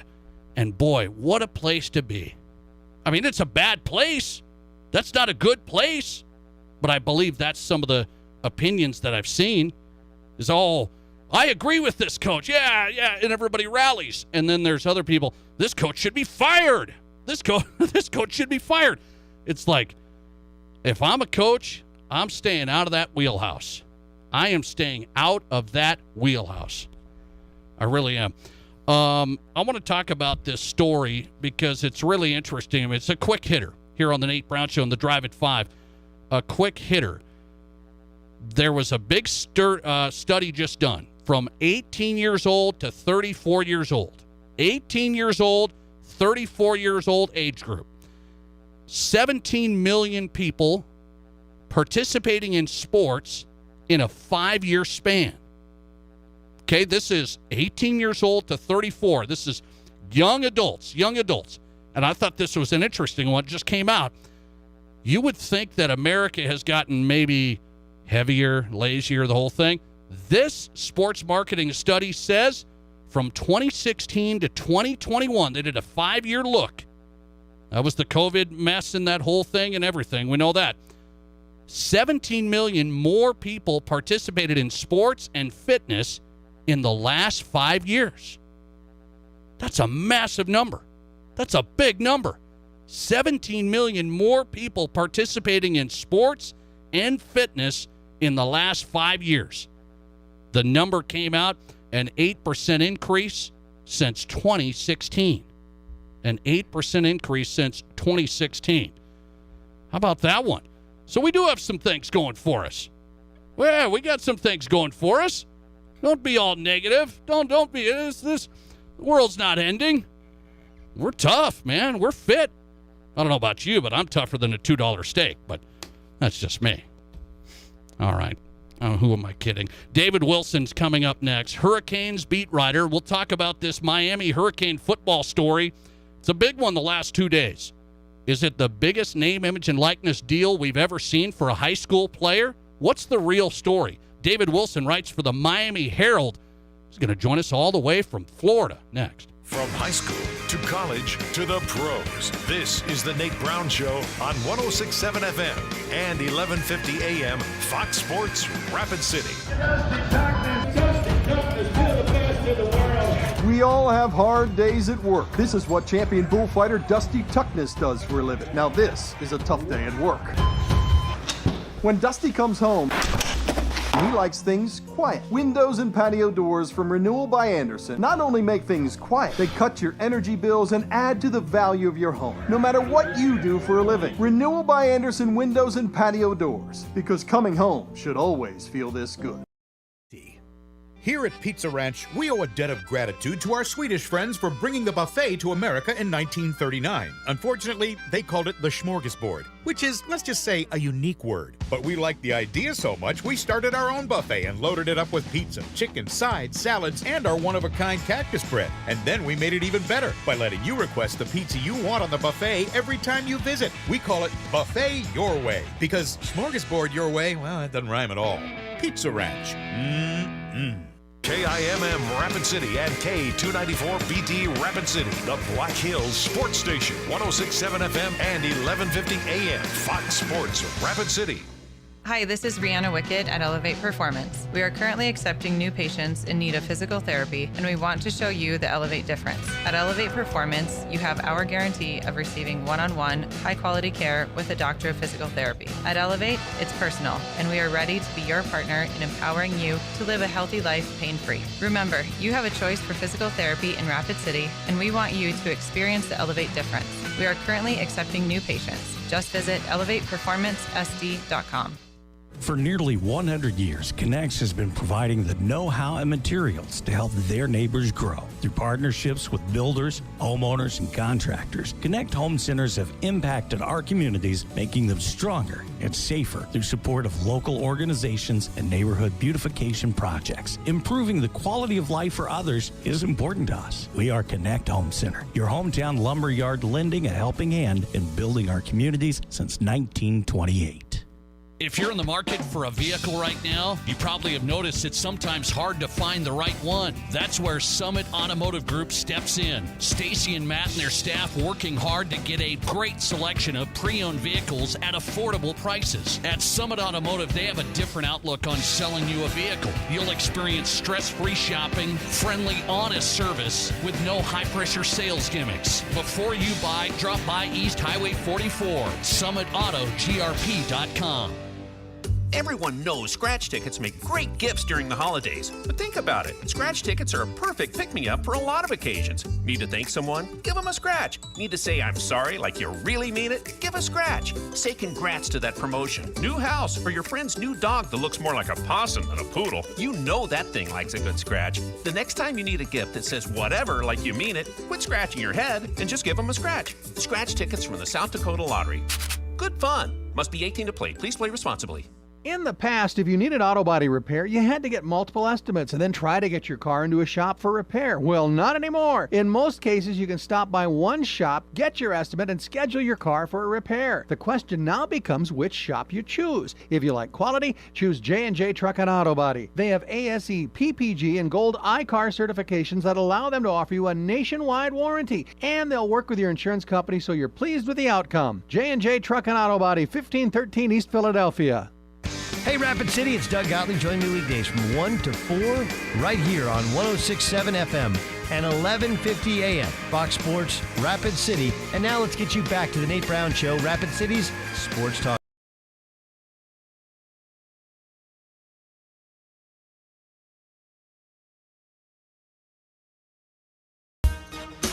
Good stuff tonight. Thanks for being a part of the program, expressing your opinion. We appreciate that. Thought-provoking sports talk, the Nate Brown Show here, South Dakota Sports Talk Show, Fox Sports Rapid City. Well, this story's been interesting to me. The Miami Hurricanes going through a change right now, new head coach. The name, image, and likeness scenarios changing the whole landscape for college football, and it appears maybe the Hurricane program. He covers the Hurricanes. Hurricane beat for the Miami Herald. How about that? All the way from Florida on the Nate Brown Show, Fox Sports Rapid City, MiamiHerald.com. Find his work there. Read his work there. Covers the Hurricanes of the ACC. MiamiHerald.com. It's David Wilson on the Nate Brown Show. David, thanks for the time tonight. How are you? Good. Thanks for having me on. Well, I appreciate you stepping on and giving us some insight here. I'm going to get into this name, image, and likeness story and maybe where this might go, but I'll go to this first. ACC announcing, and this isn't a surprise, David, they're going to get rid of the divisions. And it looks like other conferences are going to do this in college football as well. Get rid of the divisions, play a base schedule, some permanent opponents like 3, and then we'll just take the top 2 teams at the end of the season, not the division winners for conference championship games. So the ACC getting rid of divisions. Miami is going to face Florida State, Louisville, Boston College as their permanent 3. What do you think of that choice? I love it. I'm a Syracuse grad living in Miami, and sometimes it feels like Syracuse and Miami aren't in the same conference because it takes forever. The rotation, the way the schedule is rotated, you can go 10 years basically between Syracuse coming down to Miami, for example. This basically sets it up, keeps a couple of the rivalries intact, and the Miami fans aren't happy that Virginia Tech is not one of those permanent opponents because they obviously have Big East history and been coastal rivals now for basically since both joined the ACC. But just kind of broader, it guarantees you face every team twice in a 4-year span. You get host every team at least once in a 4-year span. It just makes everyone play each other more often. And then obviously it also, there will still be unbalanced schedules because not everyone's playing everyone, and sometimes, a lesser team might make the conference championship game because of that. But there have been, especially in the ACC, some years where I think there was a 6-6 Georgia Tech team made it once and then had to make a bowl game at 6-7 because they lost the title game. So I like it. I think people are pretty excited about it. The only complaint I've heard locally is losing Virginia Tech as an annual opponent. So ACC goes no divisions starting in 2023 and 3 permanent opponents, and then going to flow in some other opponents on an annual basis with some primary teams. That's interesting, and I think other conferences are going to do this. Some already announcing it, like the Pac-12 want to do it as well. Let me ask you about this. Hurricanes are in a new chapter here. Cristobal, the coach, big hire. Give me a sense for how far away. I mean, up here we're watching Miami, man. We remember the heydays. How far away from the heydays is this program? I think, I don't know. It'll never be like it was in the early 2000s because that seems kind of unprecedented. And I still think there's a long, long way to go to catch up to Alabama, LSU. I think is just like. It seems like no matter who the coach is, they bring in talent at an absurd rate. But I think as far as can they be like a Clemson-style, like, mini dynasty at some point? Like, if you want to consider Clemson a dynasty, can they be that team that is in the Final Four every year, or at least, like, right there with Clemson's obviously been really unchallenged in the ACC since Florida State fell off. I think they are... in 3 or 4 years will be maybe not necessarily in the playoffs, but like a potential, a top 10 type team that is pushing up. The expectation every year is that this will be the last year of the Coastal, but they're a conference championship team. Obviously, it's only happened once since they've gotten to the ACC. But they're the expectation. I think if they're not in a conference title game in a year or two, it'll be kind of a disappointment. And then, they still have a little way to go to actually, I think, challenge Clemson for ACC supremacy. But, Clemson is not recruiting quite at the level they were 2 or 3 years ago, and Miami is obviously potentially going to be recruiting as well as they have, since in 20 years, basically. Okay, that's interesting, and we'll go to that recruiting side of the story. David Wilson on from Miami Herald, MiamiHerald.com, Hurricanes beat writer, DB Wilson 2. You can find him on Twitter, DB Wilson 2. So 4-star quarterback Jaden Rashada out of California verbally commits to Miami on Sunday. Then a lot of big headlines start flowing around with all these reports. Oh, it was $9.5 million NIL. It's the biggest deal ever for a high school football player. And then the next day, no, I don't know what you're talking about. What should we think of this story? Well, okay, so I guess first we should kind of lay out the groundwork here. So Rashada basically comes down to Miami in Florida. He picks Miami on Sunday. He was on a visit down here last week. On 3.com, which is the new kind of 24/7 Rivals, that's kind of the newest recruiting site out there. Reputable site, reputable staff. A lot of guys who have experience covering recruiting. Reports that Miami offered him $9.5 million, or not Miami. John Ruiz, who's one of the big boosters or whatever you want to call these NIL godfathers now. And that the Gator Collective, which is Florida's NIL collective, offered 11 within 12 hours. Ruiz denies it. The Gator Collective denies it. Largely, though, the dollar figure is big, but it's not, because he's going to get something, right? Everyone's going to get something, whether or not it's 9.5.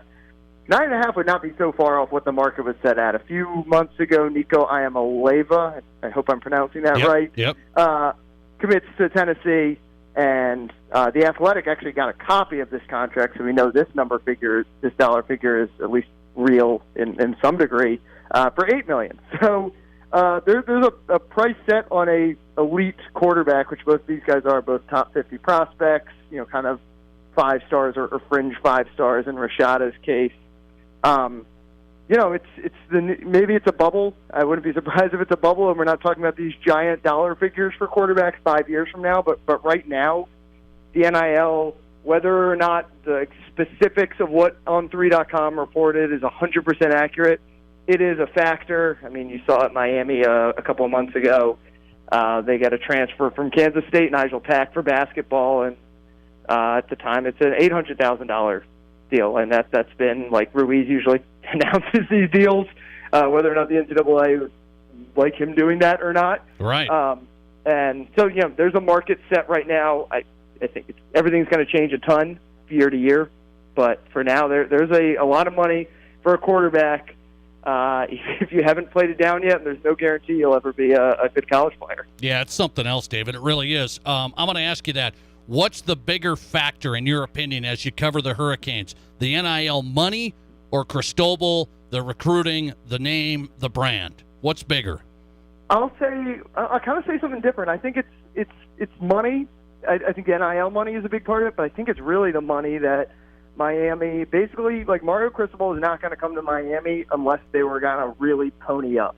And by that, I mean, obviously they had to pay him a contract, but you look at his coordinators. It's Josh Gaddis, who they pluck away from Michigan, and he'll probably be a head coach in a couple of years.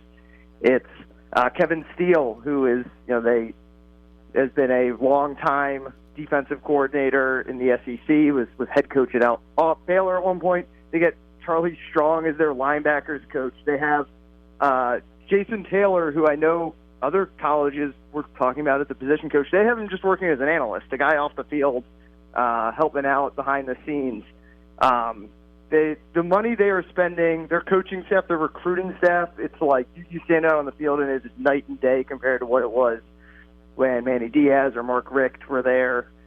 They've already committed to upgrading the facilities again, not long after they just built an indoor practice facility about 4 years ago.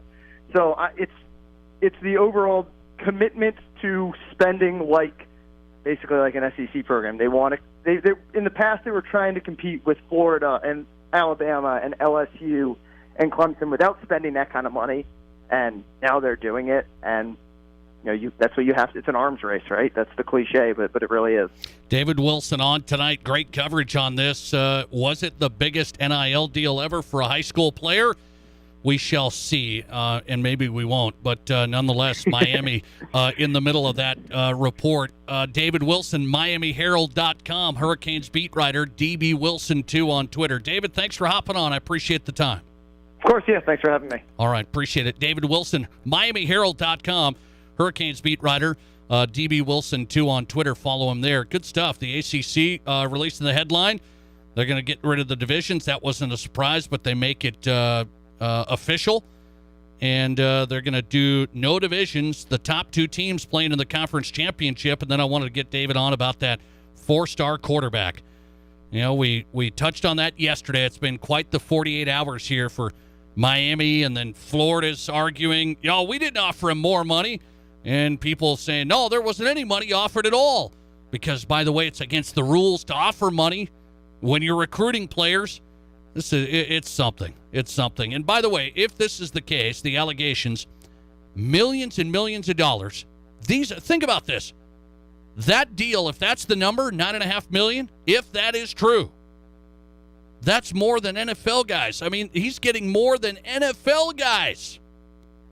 I mean, what are we doing here? Who sits down there and is like, hey, this quarterback's good. He's number 45 prospect. 4-star guy, not 5-star, but we'll go 4-star. That's what we can get. We're going to go $9.5 million. Who's doing this?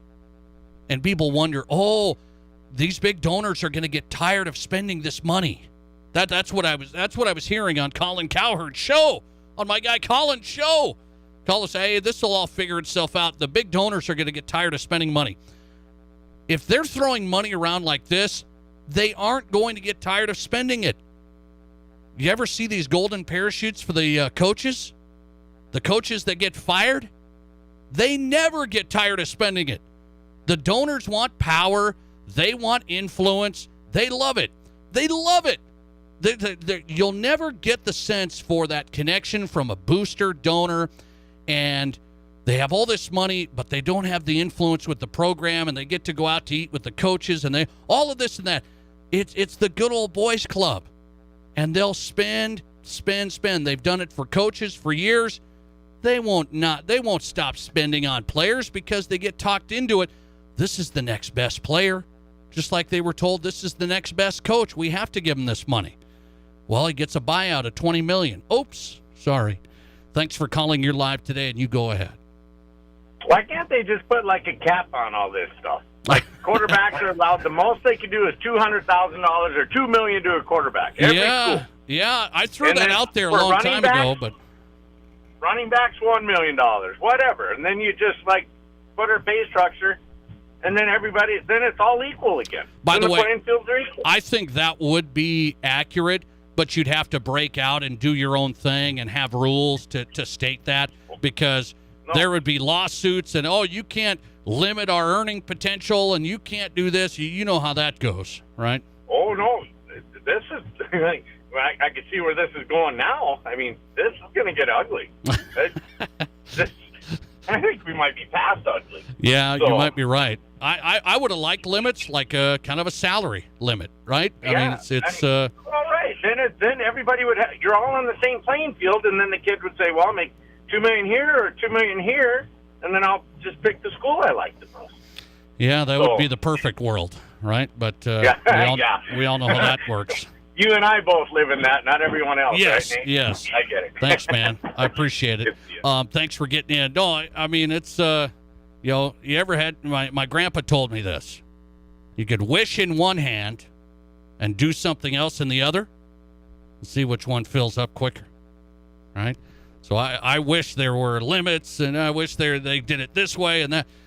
Now we got potentially $9.5 million to a high school quarterback who hasn't played college football yet. And as I said, this wasn't a 5-star. This is a 4-star, if you want to rate it that way. All right.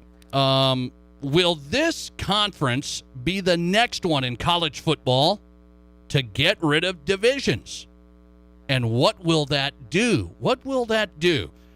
Are they going to do it? I think they are. We'll talk to our next guest about it. All these conferences looking at no more divisions. Is the Big Ten next? The Mountain West? ACC did it today. No divisions. Top 2 teams playing in the title game and the whole thing. We'll talk to Cody Tucker on the way. 7220 Sports coming up. This is the Nate Brown Show. Kelley Blue Book Instant Cash Offer from Denny Menholt Toyota. Use your phone. It's fast and easy. Pull up our website, click on Value Trade-In, scan your VIN, and tell us about your car. You are on your way to a no-hassle, no-commitment cash offer on your vehicle in under 5 minutes. Bring your vehicle and your Kelley Blue Book Instant Cash Offer to Denny Menholt Toyota and get cash or trade-in credit today. See you soon at Denny Menholt Toyota, Rapid City. All right, it's summer in the Black Hills, and if you're looking for the best place to have a cold one, the best selection by far is at Pour 54 downtown. 54 taps of beer from local and regional breweries, a great sports area upstairs, and they're bringing in live music with their summer concert series. Pour 54 has something for everybody, and the food is outstanding. Enjoy summer in the Black Hills and take your crew to Pour 54 downtown Main Street. Honey? Yeah.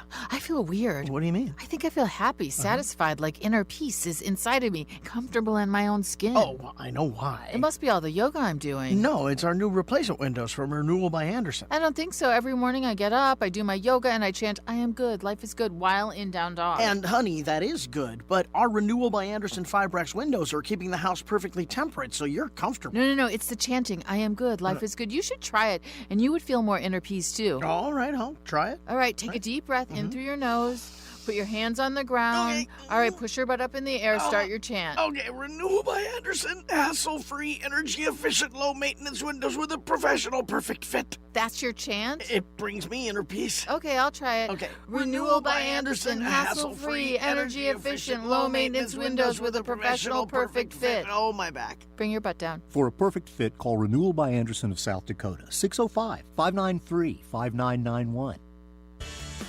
Hi, this is David Brenneman with Coldwell Banker in Rapid City. If you considered selling your current home, let me take you to that next step with confidence. The Black Hills housing market is competitive, and I have been in the business of attracting buyers for 15 years. Let's make it happen. Contact me, David Brenneman, at 415-0044. List it, sell it, and move on. With me, David Brenneman, at 415-0044. Fans know some things just go together. Slam dunks and three-pointers, face paint and superfans, game days and tailgates. I'm State Farm agent Scott Carlson, and I know another winning combination, home and auto. Me and my team are here to help life go right when you combine your home and auto insurance, which saves you time and money. So get your home and auto on the same team and score some savings. Call me, State Farm agent Scott Carlson, at 342-0188. Live from the Anytime Auto Sales Service and Details Studio, sales, service, and recreation, this is Fox Sports Rapid City.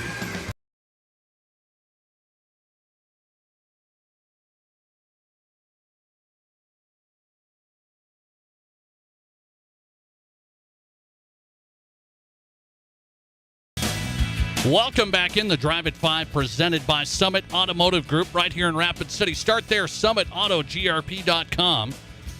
Car buying truly built around you. Take a look at the selection. We were looking at it. Really good stuff right now. Great selection. Stacy and Matt and their staff do an outstanding job. Get the vehicles you need. Pre-owned vehicles, hard to find. Get them there. SUVs, trucks, cars. SummitAutoGRP.com. Start there before you buy your next pre-owned. Cody Tucker's in tonight. Covers the Pokes, the Wyoming Cowboys. Best site, 7220sports.com. 7220sports on Twitter. Cody Tucker back on the Nate Brown Show. Cody, how are you, man? I'm doing great, Nate. Just trying to survive this humidity down in Stillwater, Oklahoma. It's actually kind of nice right now. Okay. It's shocking. I like it. I was texting. I said, Cody, I want to talk Wyoming, Mountain West, the whole thing. And you go, okay, yeah, I think I can do it. I'm on vacation. And I was like, oh, great. It's going to be, where's he at? Out on the coast or something like this? In Stillwater, Oklahoma. I was like, Cody, what's going on? We got to raise your pay. What's the story? Hey, I just had to come see Barry Sanders' Heisman Trophy for myself, right. and right. I witnessed how he earned it, so I wanted to come see it live. Okay, Stillwater, Oklahoma. I still got to get there. You let me know how it goes. Let me ask you about Wyoming here. I want to get into this because the ACC announced today we're going to get rid of divisions. Pac-12 said we're going to get rid of divisions too, so no more in those conferences. This division, that division winner, we play the ACC championship. They're going to go top two teams. The Mountain West has said over the year here, we're going to get rid of divisions. I think we need to, we should. Do you think that's going to happen? Yeah, the plan is to do it next year, Nate. Why they're waiting a year, I have no idea. The Pac-12 has it right. If they're going to do it now. Why not? You want to have your top two teams, and it makes perfect sense. Really, the only scary part for me in this whole proposition is the fact that, you can't screw up these rivalry games with the rescheduling. You just can't do it. And obviously one of those is Wyoming, Colorado State. And the guy who's a huge proponent of this is Troy Calhoun, the head coach at Air Force. I spoke with him at Mountain West Media Days in Las Vegas, and he said that he's all for it. He just wants to make darn sure that the Rebels and Wolfpack are playing, UNLV and Nevada, and Wyoming and CSU. And to me, I think they need to preserve the Wyoming Air Force rivalry as well. Troy wasn't as keen on that because, they have Army and Navy. But, the Wyoming Air Force game really needs to be preserved. It's 3 hours down the road. It's a front-range rival. That one needs to be preserved, too. So that's the only interest I really had in this is just they can't screw that up, right? I mean, we've been surprised before, but you can't screw that up. No, I got you on that because there's some title games in the Mountain West, just like there is in every conference, but some people think this is a rivalry. Other programs maybe don't think it, like you just referenced Air Force. So I'll go down this road. Wyoming Cowboys, they've been in that Mountain West mix. They've been in the mix. Josh Allen was there. They were in the mix, right? Made the game, hosted it. I look at it as, say, getting rid of divisions. Does it get hard for Wyoming? But they've been in a pretty tough division anyway. Or does it not impact them to make the title game? Yeah, that's a great question, Nate. I don't know. I think the mountain side of the Mountain West Conference has been so much better at times. When you have Boise State over there, of course, they're a bear, and Air Force pops up every now and then. And CSU, they have everything it takes to be a sleeping giant type of team. Really, New Mexico has been the only team that's kind of the win.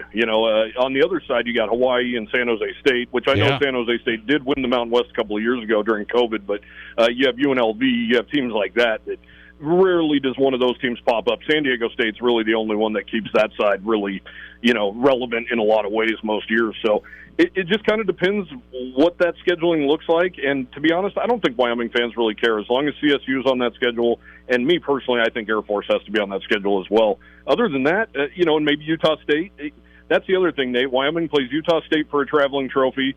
There's a trophy between Wyoming and Hawaii, and then, of course, the Bronze Boot. So they don't play Hawaii every year, but there are 3 traveling trophies there, and Utah State and Wyoming, of course, swapped quarterbacks this offseason. So you like to think maybe that's a new rivalry that's really getting ready to burst at the seams. But, as long as CSU's on there and Air Force is on there, I don't think Wyoming fans are going to have a gripe either way.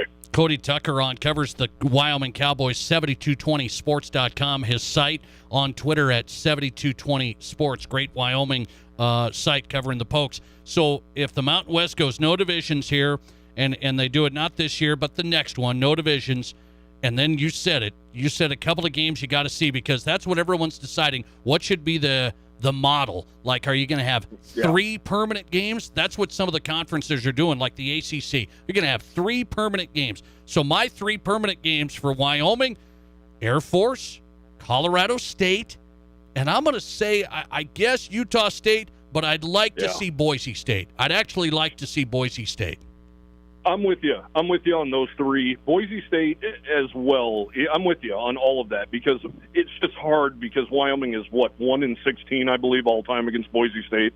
I mean, that has just not been fun. So I was going to say, I don't think a lot of Wyoming fans would be too bummed to see Boise State not on the schedule every year. I just like that game. I do too. And I don't think Wyoming fans or players, obviously, are running from that game by any stretch. But I think you've got to preserve the Colorado rivalries. And I really think Utah State could be a budding rivalry like it was back in the 60s. Yeah. They haven't been in the Mountain West that long, so and there's been some things going on and off the field with those 2 teams. And, of course, they play for Jim Bridger's rifle, and a lot of Wyoming fans on the western side of the state now that there's no BYU or Utah. I think that could really turn into something, and I hope it does. Okay, let's talk about this season really quick. This football season, Wyoming's got a lot of new players. They went to the transfer portal, got some guys. It'll be a really interesting season for the Pokes. They start with Illinois. Big Ten team. Illinois is better than people think. What should we think of that opener August 27th? Well, first of all, if you're a Wyoming fan, don't look at their all-time record against Big Ten schools, because it's not pretty. It's about 1-17, and the only time they've won was at Camp Randall, I believe, in the 70s. And Craig Bohl was actually on that Wisconsin staff, so we're definitely going to have to chat about that. But, Illinois is one of those teams that they're just kind of the middling Big Ten team, I guess. They're going to have some athletes.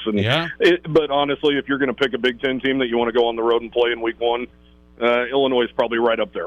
They're probably right up there with the Rutgers and the Marylands and stuff like that when it comes to that conference. So I don't think the Cowboys certainly aren't intimidated, and they're so young, I don't know if they know better. This really reminds me of the 2019 team that came in, nobody had a clue what they had. And next thing you know, they win 8 games. They lose 5 games by a combined 15 points. They win the Arizona Bowl. Now we know who Xavier Valladay is, that's what this season's going to be to me. It's going to be, we're going to see who they got, and the next crop of stars and beloved Wyoming Cowboys are going to come out of this. I'll tell you, it's an interesting schedule. Wyoming has Illinois, then they throw in like Northern Colorado, but then they're playing BYU. That's a biggie. Yeah. Good season for Wyoming football. Cody Tucker getting set for it. But first, vacationing on the sands of Stillwater, Oklahoma. It's different sand down there, different sand. 7220sports.com. Good stuff, man. Enjoy your vacay. I appreciate you hopping on. Appreciate you, Nate. Thank you so much for having me. You bet. Thanks for the time. Cody Tucker tonight, 7220sports.com. His site, best Wyoming site you can get right there. Really good stuff. Great writer. 7220sports on Twitter. Wyoming football, what happens if the divisions go away? I don't think much in the Mountain West, frankly. They've been in the hard side anyway. I don't think much. They've had to go through Boise State. I mean, the whole thing. Tough schedule on that side anyway. The 3 rivalry games I would like to see, I guess the most realistic point, Colorado State, Air Force, Utah State. That's probably the most realistic 3 permanent rivalry games for the Pokes. when the Mountain West scraps the divisions, which looks like next season, not this upcoming one. Good stuff on a Tuesday. We might just be hearing more about Wyoming here later this week. Just a little heads up. Pokes fans, get ready. Okay, who's hot and who's not? Brought to you by the Pizza Ranch. You know we have to do this, and I'm right back with it. I've got something for you here, and it's interesting. I think it's the worst contract in sports. It might be. I mean, you tell me. Is it the worst contract in sports? We'll tell you which athlete's raking it in. I mean, raking it in. And he's going to be about as good as me, maybe a little better. And what are coaches saying about Nebraska football? Other coaches in the Big Ten. Got a little news clipping I need to share next. Did you miss an interview or great segment on The Nate Brown Show? Just find The Nate Brown Show podcast and listen wherever you download your podcasts. Great news from Dale's Tire and Retreading. We are now part of the Pops Tire Service Network. Same 2 locations, new name. Pops Tire is committed to the same great service that Dale's has provided Rapid City. Pops is one of the largest commercial tire and retread dealers in the country. Whatever your tire choice, make Pops your choice. We welcome this opportunity to support and grow with the Dale's Tire customers. Visit your local Pops for all your auto, light truck, commercial, and farm tire needs. Here at Pizza Ranch, we love the unique ways other countries compliment their chefs. In France, they say magnifique. In Italy, delizioso. And in many parts of the world, it's a compliment to belch. Don't try that at home, kids. But at Pizza Ranch, we keep hearing the same thing over and over again when guests bite into our pizza. Our famous chicken. And all the favorites on our buffet. We're beginning to think you're all trying to tell us something. We'll take that as a compliment. Pizza Ranch. Live from the Anytime Auto Sales Service and Details Studio. Sales, service, and recreation. This is Fox Sports Rapid City.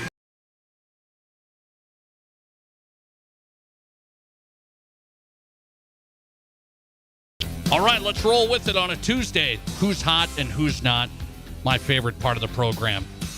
My favorite part we save for last. Brought to you by the Pizza Ranch. PizzaRanch.com. Carry out delivery. You've got it. Let them cook. It's going to be hot tomorrow, man. Don't heat up the house. Go to Pizza Ranch for Kids Day. One child 12 and under eats free for every regular priced adult. Tomorrow, Wednesday, the Pizza Ranch Buffet. 2 locations here in Rapid City. Hit the Pizza Ranch tomorrow. Families, save some money. In my Who's Hot category tonight on the Nate Brown Show, I will put in Russell Westbrook. Why? He is just raking it in. Look at this. I mean, this one stunned me. I didn't know it until I saw it.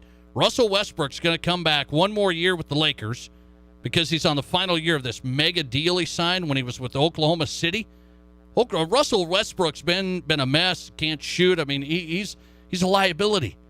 Great effort player, but he's a liability. Russell Westbrook next year for the Lakers will exercise his option in his final year. Russell Westbrook next year will get paid $47 million. I mean, it's just, hope you're having a good Tuesday. Russell sure is.